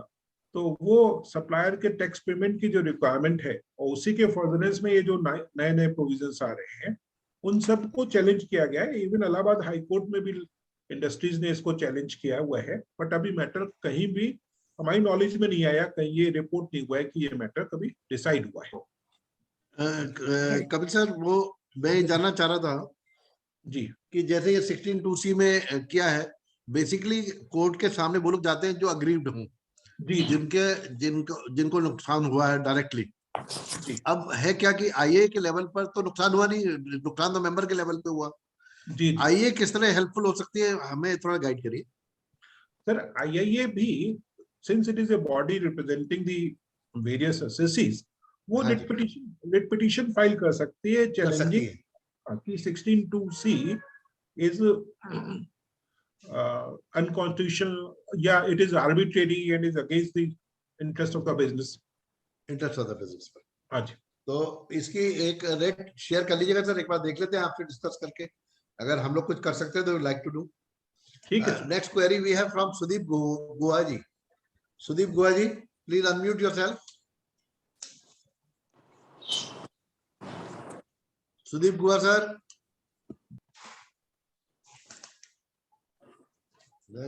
Then we have from Suresh Sudrani ji. Please sir, Suresh ji आप बताएं सर। सर मेरे कपिल जी 2 जनरल क्वेश्चंस हैं जी। एक तो जैसे ये रास्ते में रोकते हैं गाड़ियां और सीज वगैरह करते हैं, अगर क्या ई इनवॉइस बना हुआ हो तो इसमें ऐसा कोई प्रोविजन है कि वो गाड़ी नहीं रोक सकते हैं या डिटेन नहीं कर सकते? बेसिकली रोकेंगे तो है, लेकिन अगर ई इनवॉइस बना हुआ है तो क्या डिटेन कर सकते हैं? नंबर 1। दूसरा क्वेश्चन मेरा ये है, अभी कहीं मीडिया में आया था कि जो जीएसटी काउंसिल डिसीजंस लेती है, they are not bounding on state governments और द सेंट्रल गवर्नमेंट। इसका क्या इम्पैक्ट लॉन्ग टर्म में होने वाला है? मुझे तो लगता है गवर्नमेंट इसमें कुछ अमेंडमेंट लाएगी, लेकिन एट प्रेजेंट उसका क्या इम्पैक्ट पड़ेगा? जी सर, पहला आपका था वो कि ई इनवॉइस इशू करने से क्या रास्ते में कुछ, देखिए एक ये एडेड एडवांटेज केवल एक है कि इनवॉइस इशू करना अगर मैंडेटरी है और किसी ने अगर नहीं इशू किया है तो that itself is a violation. Section 129 में उन गुड्स का सीजर हो सकता है, उनके अगेंस्ट में कॉन्फिस्केशन प्रोसीडिंग्स हो सकते हैं। But simply because E invoice available है उसकी वजह से वो गुड्स को डिटेन नहीं करेंगे, ऐसा नहीं है। बाकी जितनी रिक्वायरमेंट्स हैं कि ई इनवॉइस नंबर के साथ साथ टैक्स इनवॉइस होना चाहिए, जीआर होना चाहिए, या goods should be matching with the tax invoice, good should be matching with the invoice, या जो रेट ऑफ टैक्स है वो मैच होना चाहिए, या गाड़ी का नंबर मैच होना चाहिए, वो सारी कंडीशंस फिर भी चलेगी। तो इसलिए ऐसे सारे केसेस में गुड्स को डिटेन किया जाएगा और किया जा रहा है। You know the most difficult problem Sundrani भाई इज कि आज जो गाड़ी के सीजर्स हो रहे हैं, आपने माल यहाँ से बरेली से भेजा मेड्रास और उसका सीजर हो गया एमपी में कहीं पे, या उसका सीजर हो गया इंदौर से आगे जाके, तो उसका केस इंदौर में होता है। मतलब कंप्लीटली अनइकोनॉमिकल हो जाता है। आमतौर से कोई भी गाड़ी में माल 5 लाख, 7 लाख, 8 लाख, 10 लाख की range, 10 lakh is on a higher side, और 5 लाख 7 लाख के उसमें अगर हमने 18% का रेट ऑफ टैक्स भी मान लिया तो 1 लाख रुपए का टैक्स हुआ और 1 लाख रुपए उस पर पेनल्टी हुई, 2 लाख रुपए कम। अब हाउ इज इट फिजिबल कि आप इंदौर जाके उस केस को जो करें, आपको वहां का एडवोकेट हायर करना पड़ेगा, पहले माल छुड़ाने के लिए भागना पड़ेगा। तो ये सब बहुत ही डिफिकल्ट सिचुएशन में, जो रोड सीजर्स हैं, जो गाड़ियों के रास्ते के सीजर्स हैं, दे आर वेरी पेनफुल। हम काउंसिल्स के लिए भी बहुत पेनफुल है, और जब हमारे लिए पेनफुल है तो हमारे एसएससीज के लिए तो बहुत ही ज्यादा पेनफुल। 5-10 मिनट में खत्म हो जाएगा। आकाश जी, इसमें सर एक अच्छा, दो क्वेश्चन इसके आपके जवाब के ऊपर हैं। एक तो आपने ये कहा कि जीआर होनी चाहिए, क्या गाड़ी नंबर पड़ा है तो भी जीआर होनी चाहिए? जीआर मैंडेटरी नहीं है, प्रैक्टिस में है कि जीआर होनी चाहिए, एक्ट में कहीं नहीं लिखा है कि जीआर। क्योंकि जैसे हमारा छोटा छोटा होता है तो डायरेक्ट हम आती है, जैसे रामपुर भेजना है, बहेड़ी भेजना है, तो वी डोंट टेक जीआर। आप अपनी गाड़ी से भेजते हैं तो जीआर का कोई सवाल ही नहीं है। नहीं, अपनी गाड़ी से नहीं, हम हायर करते हैं, लेकिन वो डायरेक्ट जो ओनर होता है गाड़ी का, वो डायरेक्ट उसे किराया लेता है और माल पहुंचा देता है, तो जीआर उसके पास होती नहीं है। जीआर एक्ट में कहीं मैंडेटरी नहीं है, प्रैक्टिस में है कि हर कोई जीआर कोई इशू करता है, किसी ना किसी उसकी एजेंसी के जो ये मालिक है। लॉन्ग डिस्टेंस है तो जीआर होती है, ट्रांसपोर्टर इन्वॉल्व होता है। शॉर्ट डिस्टेंसेस में ट्रांसपोर्टर इन्वॉल्व नहीं होता है। तो खैर आप कह रहे हैं मैंडेटरी नहीं है तो देयर इज नो बिग। जी जी। दूसरा जो आपने पॉइंट रेज किया कि इसमें एक दूसरा कॉरोलरी क्वेश्चन है जी, आप म्यूट हो गए, अनम्यूट कर लीजिए सुधांशु साहब। जैसे क्रिमिनल केसेस में और सिविल केसेस में सूट्स एक सिटी से दूसरे सिटी ट्रांसफर हो सकते हैं, क्या इसमें ये संभव नहीं है कि इंदौर से अगर बरेली का सप्लायर है तो वो केस बरेली शिफ्ट हो जाए? देखिए अभी तक हो नहीं रहा है, state laws IAI should take up this issue. हाँ जी करना चाहिए। मैंने इनफैक्ट ग्रीवेंस रिड्रेसल कमेटी में ये मैटर उठाया था, लेकिन वहां पे इफेक्टिवली कुछ नहीं हो रहा है। Grievance redressal committee is chaired by the chief commissioner, लेकिन इफेक्टिवली कुछ नहीं हो रहा है। जो इफेक्ट, कुछ क्वेरीज को तो वैसे ही उड़ा देते हैं और कुछ को सरकारी अफसर तो अपना इन्वॉल्वमेंट और न्यूसेंस वैल्यू रखना चाहता है। I think we can go to courts for this relief कि भाई हमें अगर इंदौर में नहीं केस करवाना है तो why not to shift it to Bareilly? अगर बरेली सर ये कोर्ट के थ्रू नहीं होगा, ये तो गवर्नमेंट में ही परस्यू करना पड़ेगा क्योंकि एक्ट में चेंज हो रहा है। ओके ठीक है। सेकंड क्वेश्चन आप। अच्छा, सेकंड जो आपका क्वेश्चन था सर, ये जो ओशन फेट वाला जो मैंने अभी डिसीजन साइट किया था, जो ओशन फेट के संबंध में बताया था, ओशन फेट का मैटर जब सुप्रीम कोर्ट पहुंचा तो मिस्टर वेंकटा रमन जो एएसजी हैं and is a indirect tax expert, उन्होंने स्कीम ऑफ टैक्सेशन में ये एक्सप्लेन किया कि government is bound by the suggestions और by the mandate of GST council, और वो जीएसटी काउंसिल का जो मैंडेट है उसमें ये था कि सब ओशन फ्रेट पर टैक्स रिवर्स चार्ज पे होना है। तो what mister Venkata Raman argued was कि because there was a mandate of GST council and on the recommendation of the GST council, government has issued this notification and tax is payable on reverse charge basis. So in this background, in this context, Supreme Court observed कि what are you talking about? Can GST council be above the constitution? Can it be above the act? जो parliament ने act पास किया है उस parliament के act के beyond तो जा नहीं सकते। जो स्टेट गवर्नमेंट ने एक्ट पास किया उस एक्ट के बियॉन्ड तो जा नहीं सकते। अब उसकी वो लाइनें, वो जो उसके ऑब्जर्वेशंस थे या वो जो फाइंडिंग्स हैं, वो फाइंडिंग्स इन आइसोलेशन मीडिया में रिपोर्ट हो गई, विद द रिजल्ट कि एक नया पेंडोरा बॉक्स खुलने वाला है कि जो ऑपोजिशन रूल्ड स्टेट्स हैं, मतलब नॉन बीजेपी स्टेट्स जो हैं, वो कल को कुछ ना कुछ इस तरीके का करने वाली है जिसमें कि एसजीएसटी एक्ट में कुछ डिफरेंट प्रोविजन निकलेगा और सीजीएसटी एक्ट में कोई डिफरेंट प्रोविजन निकलेगा। This is my apprehension, this is हम लीगल एलिमिनरीज का जो लीगल फ्रेटर्निटी के लोग हैं उनका ये अप्रीहेंशन है कि सुप्रीम कोर्ट के इस ऑब्जर्वेशन की वजह से एक नया पेंडोरा बॉक्स खुल जाएगा। हालांकि यही डर हमें भी था, इसलिए आपसे क्वेश्चन करा जी और ये बिजनेस को और डिफिकल्ट करेगा ऐसे लगता है। बिल्कुल बिल्कुल, मतलब देखिए हम लोगों को परेशानी कम आएगी क्योंकि हम यूपी में एंड सेम जो सेंट्रल गवर्नमेंट है वही स्टेट गवर्नमेंट, मतलब बीजेपी रूल्ड है, तो इसलिए शायद कोई कॉन्फ्लिक्ट ना हो। लेकिन नॉन बीजेपी स्टेट्स में या जहां पे सेंट्रल गवर्नमेंट और स्टेट गवर्नमेंट डिफरेंट है, वहां पे इस तरीके की दिक्कतें आने की संभावना बहुत ज्यादा है। एक क्वेरी थी सर तुषार अग्रवाल जी की, वो कह रहे थे can I amend E invoice? Invoice amendment के लिए तो कोई प्रोविजन नहीं है, लेकिन डेबिट नोट क्रेडिट नोट हो सकता है। हो सकता है, देखिए 24 वैसे आवर्स में कैंसिल हो सकता है। 24 आवर्स में कैंसिल हो सकता है, और अगर 24 आवर्स निकल गए तो आप डेबिट नोट या क्रेडिट नोट से उसको रेक्टिफाई कर सकते हैं। एक क्वेश्चन ये भी है sir, what about invoice issued in case of RCM? नहीं, आरसीएम पे नहीं अप्लाई होगा, ये तो B2B ट्रांजैक्शंस के लिए है। B2B ट्रांजैक्शंस के लिए। जी, एक इम्पोर्टेंट पार्ट ये है कि ये सर्विसेज के लिए भी है। कई बार ये कंफ्यूजन होता है कि इनवॉइस गुड्स के लिए है केवल, अलग थ्रेशोल्ड लिमिट है सर? नहीं नहीं, वो थ्रेशोल्ड लिमिट तो वही 20 करोड़ है। 20 करोड़ ही है। जैसे Is there any contractors- penalty for non-issuance of e-invoice? Sir बहुत बड़ी पेनल्टी यही है कि रिसिपिएंट को आईटीसी नहीं मिलेगा। ITC नहीं मिलेगा। हाँ जी।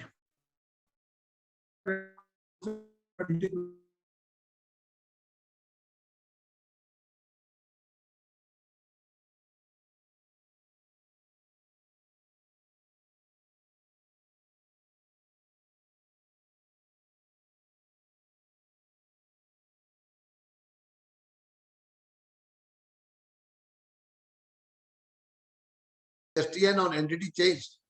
We are not in. Sir, I'm not able to read it completely. Chat में है सर? चैट में है सर।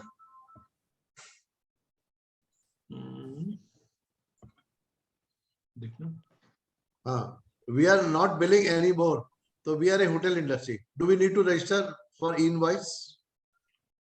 सर एक बार फिर से पढ़ दीजिए सर। सर वे कह रहे हैं कि we had recorded average turnover prior to 22-23 हमने रिकॉर्ड करी थी, पर from 22-23 onward company GSTN and entity has changed and we are not billing anymore. We are a hotel industry. Do we need to register for e-invoice? Average turnover से क्या मतलब? We have recorded average turnover prior to 22-23, but now from 2023 company GST entity है। ठीक है, ये जो turnover question clear नहीं हो रहा सर ये। सुदीप जी कुछ शायद आ गए उस। हाँ सुदीप जी। सर गुड इवनिंग, दीप बोल रहा हूँ। मैं होटल इंडस्ट्री को बिलोंग करता हूँ वाराणसी से। जी जी। तो मेरा सवाल ये सर कि हम लोग जीएसटी, जैसे आपने कहा कि एवरेज टर्नओवर 20 करोड़ है, तो 2010 से कि अभी 21 तक 20 करोड़ टर्नओवर हो चुका है, बट जो अप्रैल से ये फाइनल ईयर हुआ है, इसमें हम अपनी एंटिटी चेंज कर दें and we have different GST number and separate entity. तो दैट हमें नए वाले जीएसटी जो लिया हमने कंपनी, उसमें ई इनवॉइसिंग का आवश्यक है। सुदीप जी मैं 2-3 बातें कहना चाहूंगा। नंबर 1, एवरेज टर्नओवर कुछ नहीं होता है, it is aggregate turnover. Aggregate turnover 17-18 से 21-22 तक कभी भी 20 करोड़ से ऊपर हो जाएगा तो ई इनवॉइस का क्वेश्चन आता है। बट ये जो ई इनवॉइस का क्वेश्चन है ये पर जीएसटी नहीं, पर एंटिटी है। एंटिटी मतलब पैन बेस्ड एंटिटी। तो अगर उस एंटिटी का टर्नओवर 20 करोड़ रुपए रहा है तो उसको ई इनवॉइस इशू करना है। अब क्योंकि आपकी एंटिटी बदल गई, आपकी एंटिटी बदलने का मतलब है कि आपका पैन नंबर बदल गया है, और अगर आपकी एंटिटी बदल गई, पैन बदल गया, तो आप उस कैटेगरी में नहीं आते। लेकिन काइंडली नोट कि आपका पैन सिंपल नाम बदलने की वजह से अगर चेंज हो गया है, सपोजिंग कल आपका नाम एबीसी था और आज आपने XYZ नाम बदल दिया, और वो XYZ नाम बदलने की वजह से पैन नंबर बदल गया, then the entity remains same. तो उस केस में 20 करोड़ का टर्नओवर गिना जाएगा, माना जाएगा आपका। लेकिन अगर आपका यह है कि एबीसी कंपनी को किसी के बिजनेस को किसी दूसरे ने खरीद लिया, XYZ ने खरीद लिया, देन नया रजिस्ट्रेशन हो गया, नया पैन हो गया, और उस केस में 20 करोड़ का टर्नओवर इररिलेवेंट हो जाएगा, फ्रेश आपका आज की कंपनी मानी जाएगी। तीसरी जो इम्पोर्टेंट बात है वो मैं ये बताना चाह रहा हूं कि आपके इस केस में, क्योंकि ये सर्विस इंडस्ट्री है और होटल इंडस्ट्री का आईटीसी केवल विद इन द स्टेट जो आपके क्लाइंट्स हैं उनको मिलता है। मीन जो आपकी टूरिस्ट प्लेस है, तो एक तो ये है कि लोग बिजनेस के लिए नहीं आते, लेकिन अगर बिजनेस के लिए कोई आ भी रहा है तो वो जो विद इन द स्टेट वाला है उसी को आईटीसी मिल रहा है। तो अदर देन दिस क्लास जो विद इन द स्टेट आया है और बिजनेस पर्पस के लिए आया है, अदर देन दिस क्लास बाकी सब आपकी B2C ट्रांजेक्शन्स होंगी, मतलब कोई अपना GSTIN देना ही नहीं चाहता होगा। तो टू दैट एक्सटेंट जो आपकी B2C ट्रांजेक्शन्स हुई, उन B2C ट्रांजेक्शन्स पे आपको इनवॉइस जनरेट करना जरूरी नहीं है। लेकिन जो B2B होंगी, supposing I come to Varanasi from Bareilly और मैं किसी केस के लिए आता हूं, तो मैं कहता हूं आप मेरा GSTN डालिए, देन आपका ये B2B हो गया, फिर आपको इनवॉइस इशू करना। ठीक है सुदीप जी? सर एक क्वेश्चन है, आरसीएम लाइबिलिटी। हाँ पूछिए, कौन क्या कोई कह रहा कुछ? सुदीप जी कह रहे थे। हाँ बताइए सुदीप जी, बोलिए। जी मैं ये कह रहा हूँ सर कि जैसे हमारा B2B में हमारी लाइबिलिटी है इनवॉइसिंग की जी, तो हमारी इंडस्ट्री में मैक्सिमम जो है B2C ही इनवॉइसिंग होती है। exactly, बहुत रेयरेस्ट होते हैं कि B2B होता है। जी but in that case also, जैसा कि आपने कहा कि एग्रीगेट टर्नओवर देखा जाता है 20 करोड़, जी B2B या B2C का नहीं है। जी। तो इन दैट केस जो हमारी पिछली कंपनी थी उसमें 20 करोड़ टर्नओवर क्रॉस कर चुकी है, अगर 2017 से लेके हम 21-22 तक। अगर आपने बिजनेस के बाद जो है नए पैन पे नया GST पे ये कंपनी को लिया गया, इस पर अभी तक अप्रैल से शुरू हुआ है इनवॉइसिंग। आपने कंपनी खरीदी है या आपने बिजनेस खरीदा है?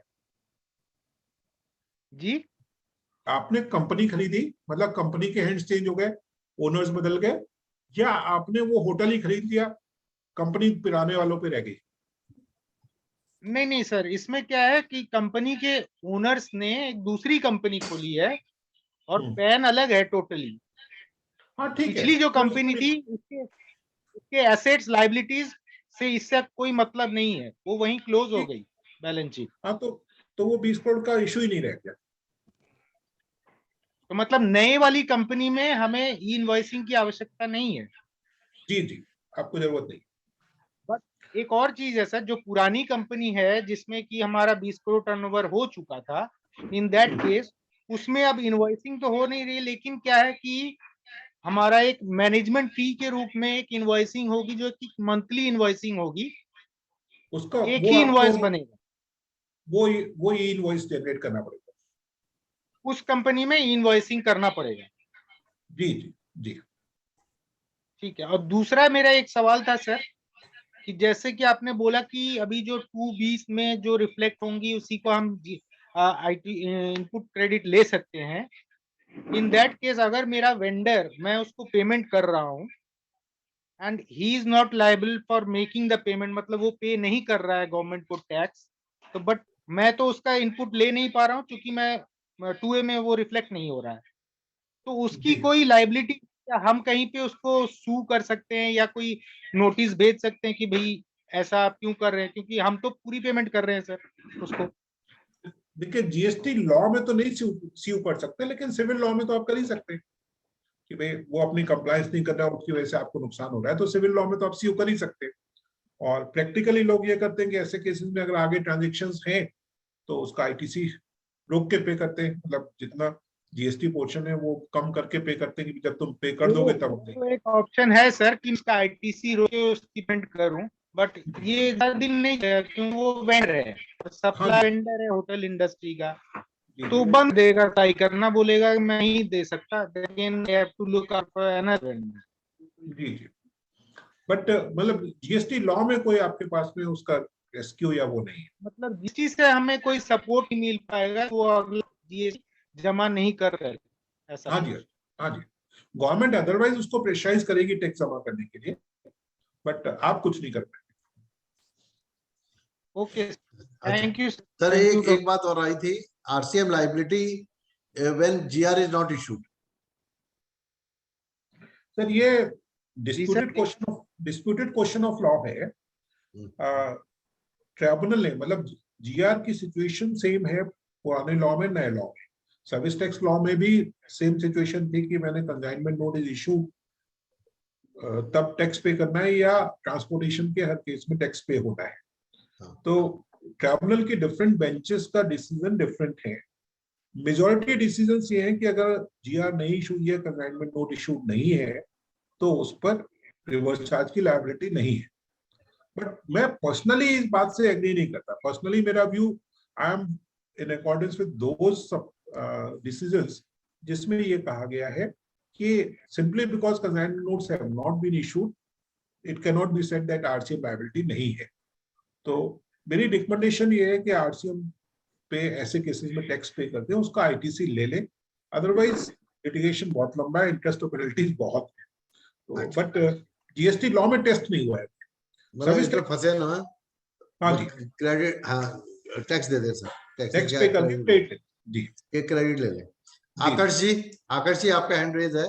दिस इज अभी तक की ये लास्ट है। आकर्ष जी, एनी क्वेरी?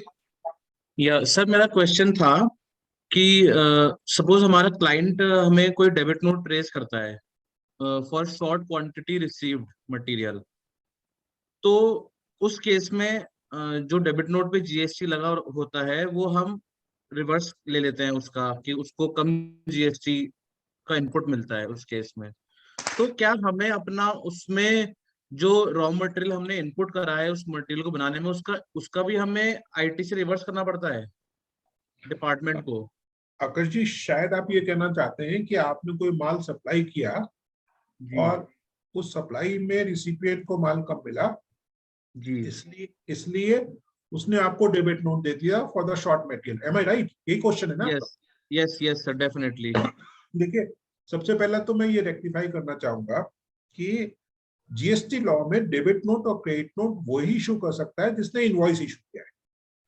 तो क्योंकि इनवॉइस आपने इशू किया है, क्रेडिट नोट आपको इशू करना होगा। जो डेबिट नोट आपके कस्टमर ने या क्लाइंट ने इशू किया है वो एक कॉमर्शियल डेबिट नोट तो कहला सकता है, लेकिन वो जीएसटी लॉ का डेबिट नोट नहीं होगा। नाउ द क्वेश्चन इज कि मटेरियल आपने डिस्पैच किया लेकिन कस्टमर तक नहीं पहुंचा, ऐसा ही कुछ हुआ क्योंकि शॉर्ट मिला है। हाँ, मतलब हमने भेजा 1000 kg, उसको मिला 950 kg, तो 50 kg शॉर्ट मिला। मतलब जैसे कांटे में डिफरेंस हो जाता है, कभी कुछ भी हो जाता है इन ट्रांजिट। तो बट वो 50 kg शॉर्ट मिला है, तो यस सर, जीएसटी लॉ के हिसाब से वो सप्लाई नहीं हुआ, और सप्लाई नहीं हुआ लेकिन वो मटेरियल लॉस हो गया, ठीक है ना? Yes sir. चाहे वो एवोपरेशन की वजह से लॉस हो गया या कोई और ट्रांजिट लॉस हो गया। Yes sir. तो ऐसे केसेस में डिपार्टमेंट की तरफ से 17(5)H सेक्शन 17 सबसेक्शन 5 उसका क्लॉज H में ये कहते हैं कि मटेरियल लॉस्ट में जितना आईटीसी इन्वॉल्व है उसका रिवर्सल होगा।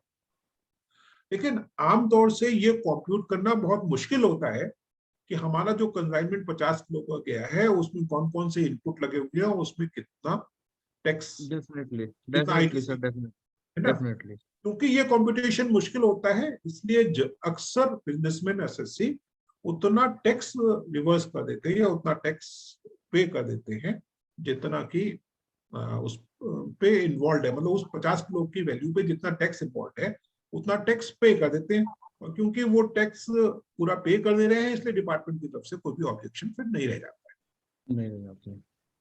लॉ यही है। Yes sir. दूसरा क्वेश्चन मेरा ये था, जैसे क्लाइंट ने हमें डेबिट नोट दे दिया, अब हमें उससे क्रेडिट नोट इशू करना है उतने अमाउंट का, तो उसका हमें ई इनवॉइस जनरेट करना पड़ेगा? अगर आप इनवॉइसिंग के दायरे में आते हैं तो आपको इनवॉइस इशू करना होगा, तो ई डेबिट नोट, ई क्रेडिट नोट इशू करना होगा। ओके।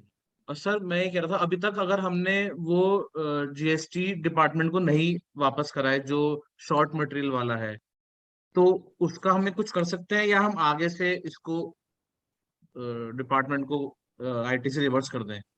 आपके टोटल बिजनेस मॉड्यूल में ये जो शॉर्ट वाली सिचुएशन है वो सब्सटेंशियल है, मटेरियल है क्या?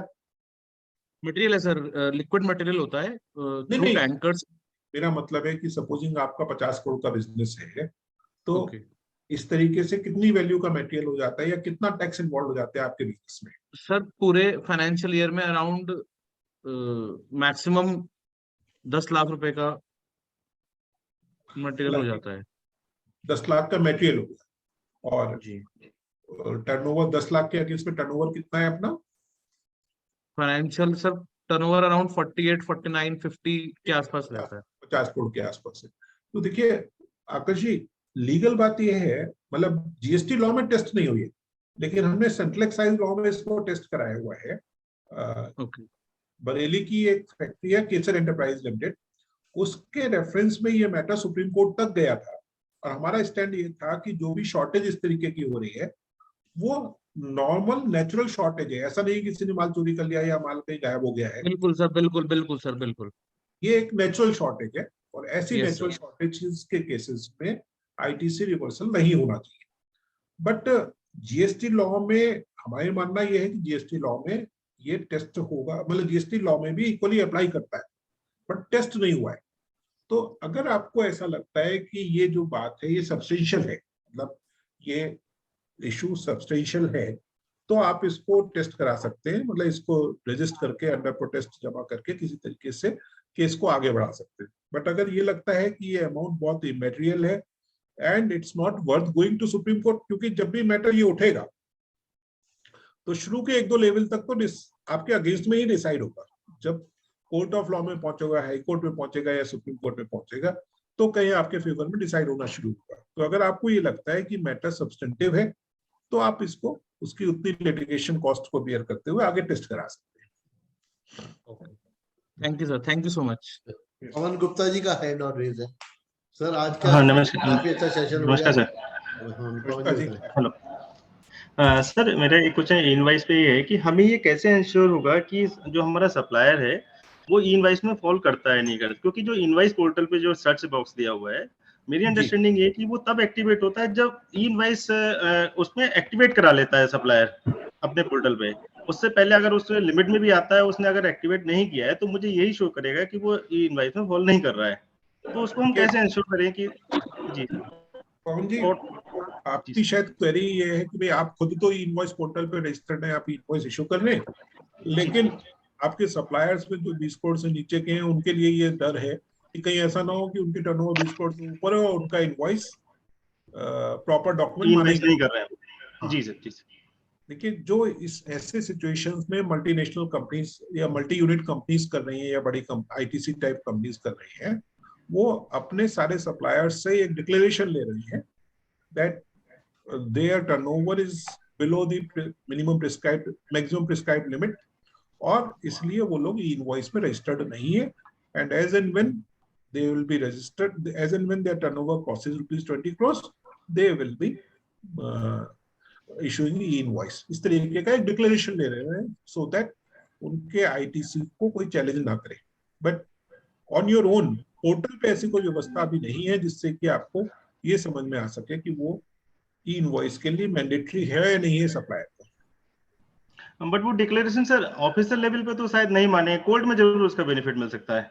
एग्जैक्टली, मतलब एक मॉरल बाइंडिंग होती है जब आप किसी से एक एडिशनल डिक्लेरेशन लेते हैं, तो एक मॉरल बाइंडिंग होती है। दूसरे, जब कभी कोई पेनल्टी की बात आएगी कि सब आपने आईटीसी गलत ले लिया, तब वो एक जेन्युइन क्लॉज या जेन्युइन कॉज बन जाता है कि भाई इस वजह से, मतलब हमने तो पूरी प्रिकॉशंस ली और इसके अलावा पोर्टल ने हमको कौन सी ऐसी फैसिलिटी दी थी जिसके बेसिस पे हम ये कह सकें कि सर हमको क्रेडिट हमें उससे इनवॉइस ही लेना चाहिए था। दिस सिचुएशन सर, एक क्वेश्चन मेरा 2B से रिलेटेड एक चैलेंज है कि 2B में जो फिगर्स हमारी आ जाती हैं, उसके बाद मान लीजिए सप्लायर ने उसमें कुछ अमेंडमेंट कर दिया, कोई इनवाइस था जो हमने इस बार वेरीफाई किया वो हमारे से रिलेटेड ही है, हमने क्रेडिट भी ले लिया, बट आफ्टर सम टाइम उसने कुछ उसको किसी और इनवाइस का अमेंडमेंट करना था और उसने हमारे इनवाइस का अमेंडमेंट करके किसी और जीएसटीएन पे पहुंचा दिया।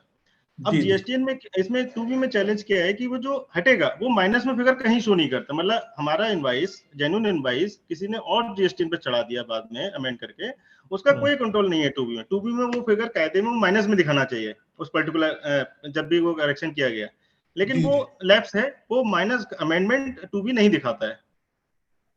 पवन जी, इसको मैं फिर टेकअप करता हूँ, this was not in my knowledge. और आपकी बात सही है कि अगर वो माइनस में नहीं दिखा रहा है तो कोई आपके लिए अलर्ट आया ही नहीं जिससे आप इस बात को चेक कर सके। क्योंकि अभी एक केस हुआ सर, हमने एक इनवॉइस आइडेंटिफाई किया अपने रिटर्न्स में जो हमसे रिलेटेड नहीं था, तो जी। हमने अपने सप्लायर को बोला कि ये इनवॉइस हमसे रिलेटेड, आप इसको हटाइए, जिसके भी रेलेवेंट उसमें आप डाल दीजिए। तो वो उसने करेक्शन कर भी दिया, लेकिन वो हमारे रजिस्ट्रेशन से हमें नहीं दिखा, तो हमने फिर फॉलो किया कि भाई ये अभी तक नहीं हटा, तो बोले नहीं वो हम कर चुके हैं। आप अच्छा। जी। हाँ, तो आप इसका उल्टा आप सोच रहे हैं कि अगर किसी ने ऐसा हमारे जेन्युइन इनवॉइस को हटा दिया तो हमें कैसे पता चले? करेक्ट, बाई मिस्टेक उसको 2 नंबर करेक्शन करना था, तो उसने गलती से 3 नंबर करेक्शन कर दिया, तो वो इनवॉइस चला जाएगा हमारे रिटर्न। लेकिन जब आपका ऑडिट होगा तो आपके 2B में तो वो क्रेडिट दिखेगा ही दिखेगा, तो कहाँ इशू रहेगा? सर 2B में उस दिन सर जब ऑडिट होगा तो डिपार्टमेंट तो कंसोलिडेट पकड़ेगा, मतलब पूरे साल का। जी। और वो क्योंकि 2 डिवाइसेस हैं, एक 2A है और 2B है, तो 2A भी कंसीडर, 2A तो अब आउट ऑफ क्वेश्चन हो जाएगा थोड़े टाइम बाद, क्योंकि 2A में सर वो अमेंड होता है, 2A में वो अपडेट हो जाता है वो ऐसा करेक्शन, बट 2B में प्रोविजंस नहीं है उसको अपडेट होने का। देखिए 1 जनवरी 22 से डिपार्टमेंट अब 2B ही देखेगा, 2A नहीं देखेगा। मतलब एक्सेप्शंस में कहीं देखे बात अलग है, लेकिन अब 2B दिखेगा, 2A तो आउट ऑफ कोर्स हो जाएगा, आउट ऑफ एक्ट हो जाएगा। जी बहुत सर। बढ़िया, आज की बहुत अच्छी क्लैरिटी आई है सर, आपको साधुवाद है हम लोगों की तरफ से। सर ये इतना देखिए, अच्छा आप ई इनवॉइस पे हम लोग सोचते थे कि हमारे मेजॉरिटी मेंबर्स 20 करोड़ से नीचे के हो सकते हैं, बट जितनी क्वेरीज आई है उससे लगता है कि सब कंसर्न है, सब बहुत इंटरेस्टेड है। एग्जैक्टली सर, बहुत बहुत कंसर्न है। आज एक अच्छा सेशन हो गया है, और मुझे लगता है कि अगर और क्वेरीज हैं तो एक और सेशन इसी पर कर सकते हैं, क्योंकि इससे ज्यादा में फिर दिमाग में ही नहीं घुसेगा, हम लोगों के दिमाग में कई चीजें घुसी हुई होती हैं। तो विद आज के जो हमारे इस वेबिनार के अध्यक्ष हैं पंकज जी, मैं उनकी परमिशन से सर, अगर इजाजत है और कोई क्वेरी किसी की नहीं है तो वोट ऑफ थैंक्स पास करा दें सर। सर अध्यक्ष जी का कंक्लूडिंग रिमार्क्स ले लीजिए। हाँ सर, सर प्लीज आपके concluding remarks sir. Thank you very much. सबसे पहले तो मैं धन्यवाद दूंगा और बहुत बहुत आभार व्यक्त करूंगा अपने कपिल वैश्य जी का, आज इस सफल और बहुत ही फ्रूटफुल सेशन के लिए। और जितने भी हमारे साथी जुड़े हुए हैं और जो क्वेरीज आई हैं स्पेशली ई इनवॉइस के लिए, जैसा कि कपिल जी भी कह रहे थे कि काफी लोग कंसर्न है, इसका मतलब हमारा जो MSME है वो माइक्रो और स्मॉल काफी तरक्की पर है, and people are taking lot of interest in it. कैसे हमें बढ़ाया जा सकता है, कैसे हमें अपनी प्रॉब्लम्स को सॉल्व किया सकता है, सॉर्ट आउट किया जा सकता है, ये कपिल जी ने हमें बहुत अच्छी तरह से बहुत विस्तार में समझाया है। और आपका तो खैर नेचुरली एक्सपर्टाइज इस क्षेत्र में है ही है, लेकिन आपकी बात सुनकर बहुत सारी समस्या मेरी नहीं है, लेकिन उन समस्या से आने वाले समय में हम रूबरू हो सकते हैं, उससे ज्ञानवर्धन तो हमारा हो ही रहा है। साथ साथ मैं देख रहा था कि हमारे जो साथी लोग हैं टैक्सेशन को लेके, स्पेशली इनडायरेक्ट टैक्स को और डायरेक्ट टैक्स को, इनडायरेक्ट टैक्स में इतने कॉम्प्लिकेशंस हैं उसको लेके थोड़ा सा वरीड रहते हैं। लेकिन कपिल जी के इस तरह की क्लासेस, मैं तो क्लास कहूंगा पाठशाला, इस पाठशाला से हम लोगों को बहुत बहुत इसका हम लाभ उठा रहे हैं। और साथ साथ हमारे जितने भी हमारे साथी जुड़े हुए हैं इसमें, जो कंसल्टेंट्स हैं, उन लोगों को भी बहुत बड़ा फायदा हुआ है। तो मैं तो कपिल जी का बस हृदय से और कैसे मैं उनका धन्यवाद दूं कि आप हम लोगों को इस स्तर पर लिया है कि अब हम बहुत सारे क्वेश्चन आपसे पूछ पाते हैं। नहीं तो पहले हम देखते रहते थे, आपकी स्पीच सुनते रहते थे, सोचते थे कि ये चीज हम कैसे सॉल्व करेंगे, तब हम जाते थे अपने कंसल्टेंट के पास। तो देयर वाज अ साइकिल। और आज मैं समझता हूँ जैसा दिनेश जी बराबर कह रहे हैं कि नेक्स्ट सेशन देखिए हर महीने करिए या 1.5 महीने में करिए, तो कपिल जी हमें अपनी सुविधानुसार हमें बता देंगे, लेकिन इस सीरीज को तोड़िएगा मत, इससे हमें बहुत फायदा हो रहा है। छोटे छोटे कंफ्यूजन, छोटी छोटी चीजें, माइक्रो लेवल की अभी प्रॉब्लम्स और आएंगी। मैं कपिल जी के संज्ञान में लाना चाहूंगा कि जब कभी हम एक जनरल सेशन भी करेंगे जिसमें सारी तरह की समस्याएं होंगी। आज तो आपने ई इनवॉइसिंग के ऊपर और आईटीसी के जो नियम चेंज हुए हैं उसके ऊपर काफी कुछ प्रकाश डाला है। तो निश्चित रूप से आईटीसी में अगर जो कोई चेंजेस हुए हैं और जो अमेंडमेंट हुए हैं उन पे दिनेश जी हम लोग एक रिप्रेजेंटेशन जरूर बनाएं और देखें उसको कहां तक किस तरह से पहुंचाया जाए, क्योंकि हमारा केंद्रीय सरकार आईएए को काफी महत्व देता है और स्पेशली जो हमारी फाइनेंस मिनिस्टर हैं वो, उनको अगर जो हम सही बारीकी से अपनी बात बताते हैं तो वो उसको काफी सीरियसली उसको देखती भी हैं। तो इस आशय से कि जो कपिल जी का आज सेशन था और हमारे साथी लोग बैठे हुए थे, जो जो उनकी क्वेरीज थी उनको लेते हुए और जो आईटीसी के चेंजेस जो आए हैं, जो अमेंडमेंट आए हैं, उसको लेके हम क्या कर सकते हैं आगे जिससे कि हमारा उद्यमी परेशान ना हो। क्योंकि ऑलरेडी ये बात बिल्कुल सही है कि हम टैक्सेशन को लेके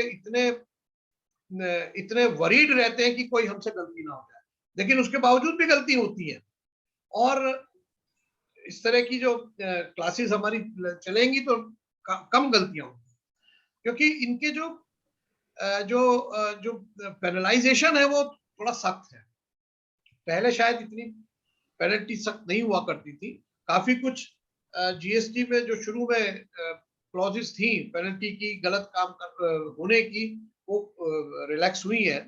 और जो इस तरह के सजेशंस हमारी संस्था के माध्यम से, आईएए के माध्यम से, क्योंकि हमारी एमएसएमई की संस्था है और चाहे सेंट्रल गवर्नमेंट हो चाहे जीएसटी का अपनी काउंसिल हो, ये लोग सीरियसली लेते हैं कि एमएसएमई की क्या जेन्युइन प्रॉब्लम्स है। तो आज का जो ये सेशन है, मैं तो ये कहूँगा बहुत ही फ्रूटफुल रहा। लोगों की बहुत अच्छी अच्छी बातें सामने आई और हमारे सभी उद्यमी भाई और जितने भी जो हमारे एक्सपर्ट्स यहाँ पर बैठे हुए हैं और स्पेशली जो कंसल्टेंट्स भी हैं, उन लोगों ने इसे बड़े पेशेंसली सुना और इतना लंबा समय और 100 लोगों के करीब प्रेजेंटेशन, आई मीन पार्टिसिपेशन था। बड़ी पेशेंसली सब लोगों ने सुना।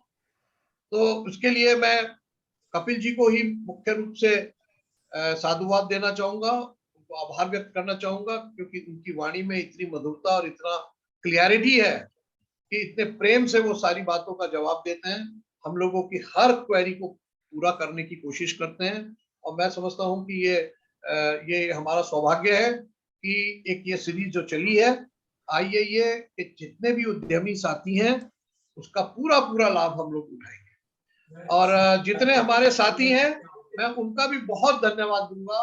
जो हमारे अतिथिगण आए हुए हैं उनका भी बहुत बहुत धन्यवाद। उन लोगों ने इस सेशन को इतना सफल बनाया। Thank you very much. मेरे सीनियर बैठे हुए सतीश भटनागर जी, उनको नमन। Thank you very much.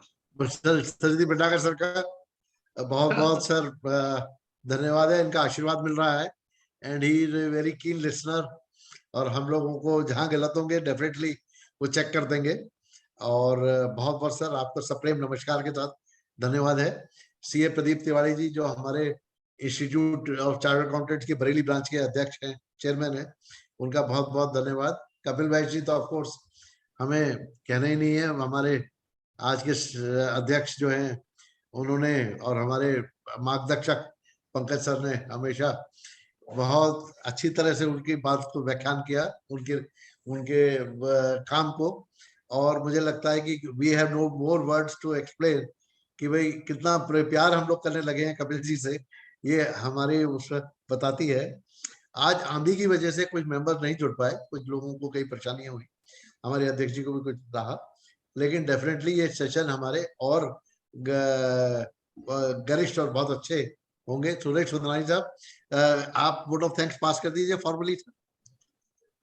Sir हमारे पूर्व अध्यक्ष जी ने एक तरीके से थैंक्स ही करा है फॉर्मली था वो।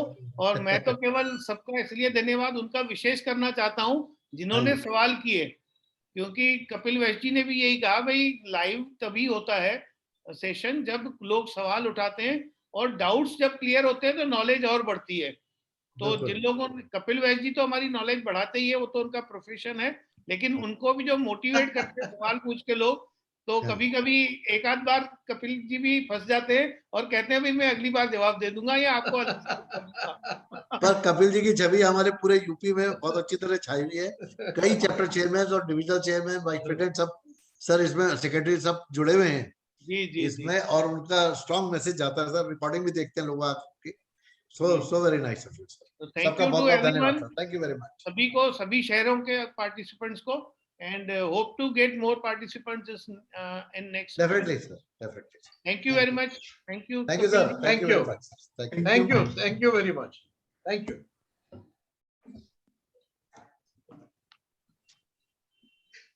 Thank you sir.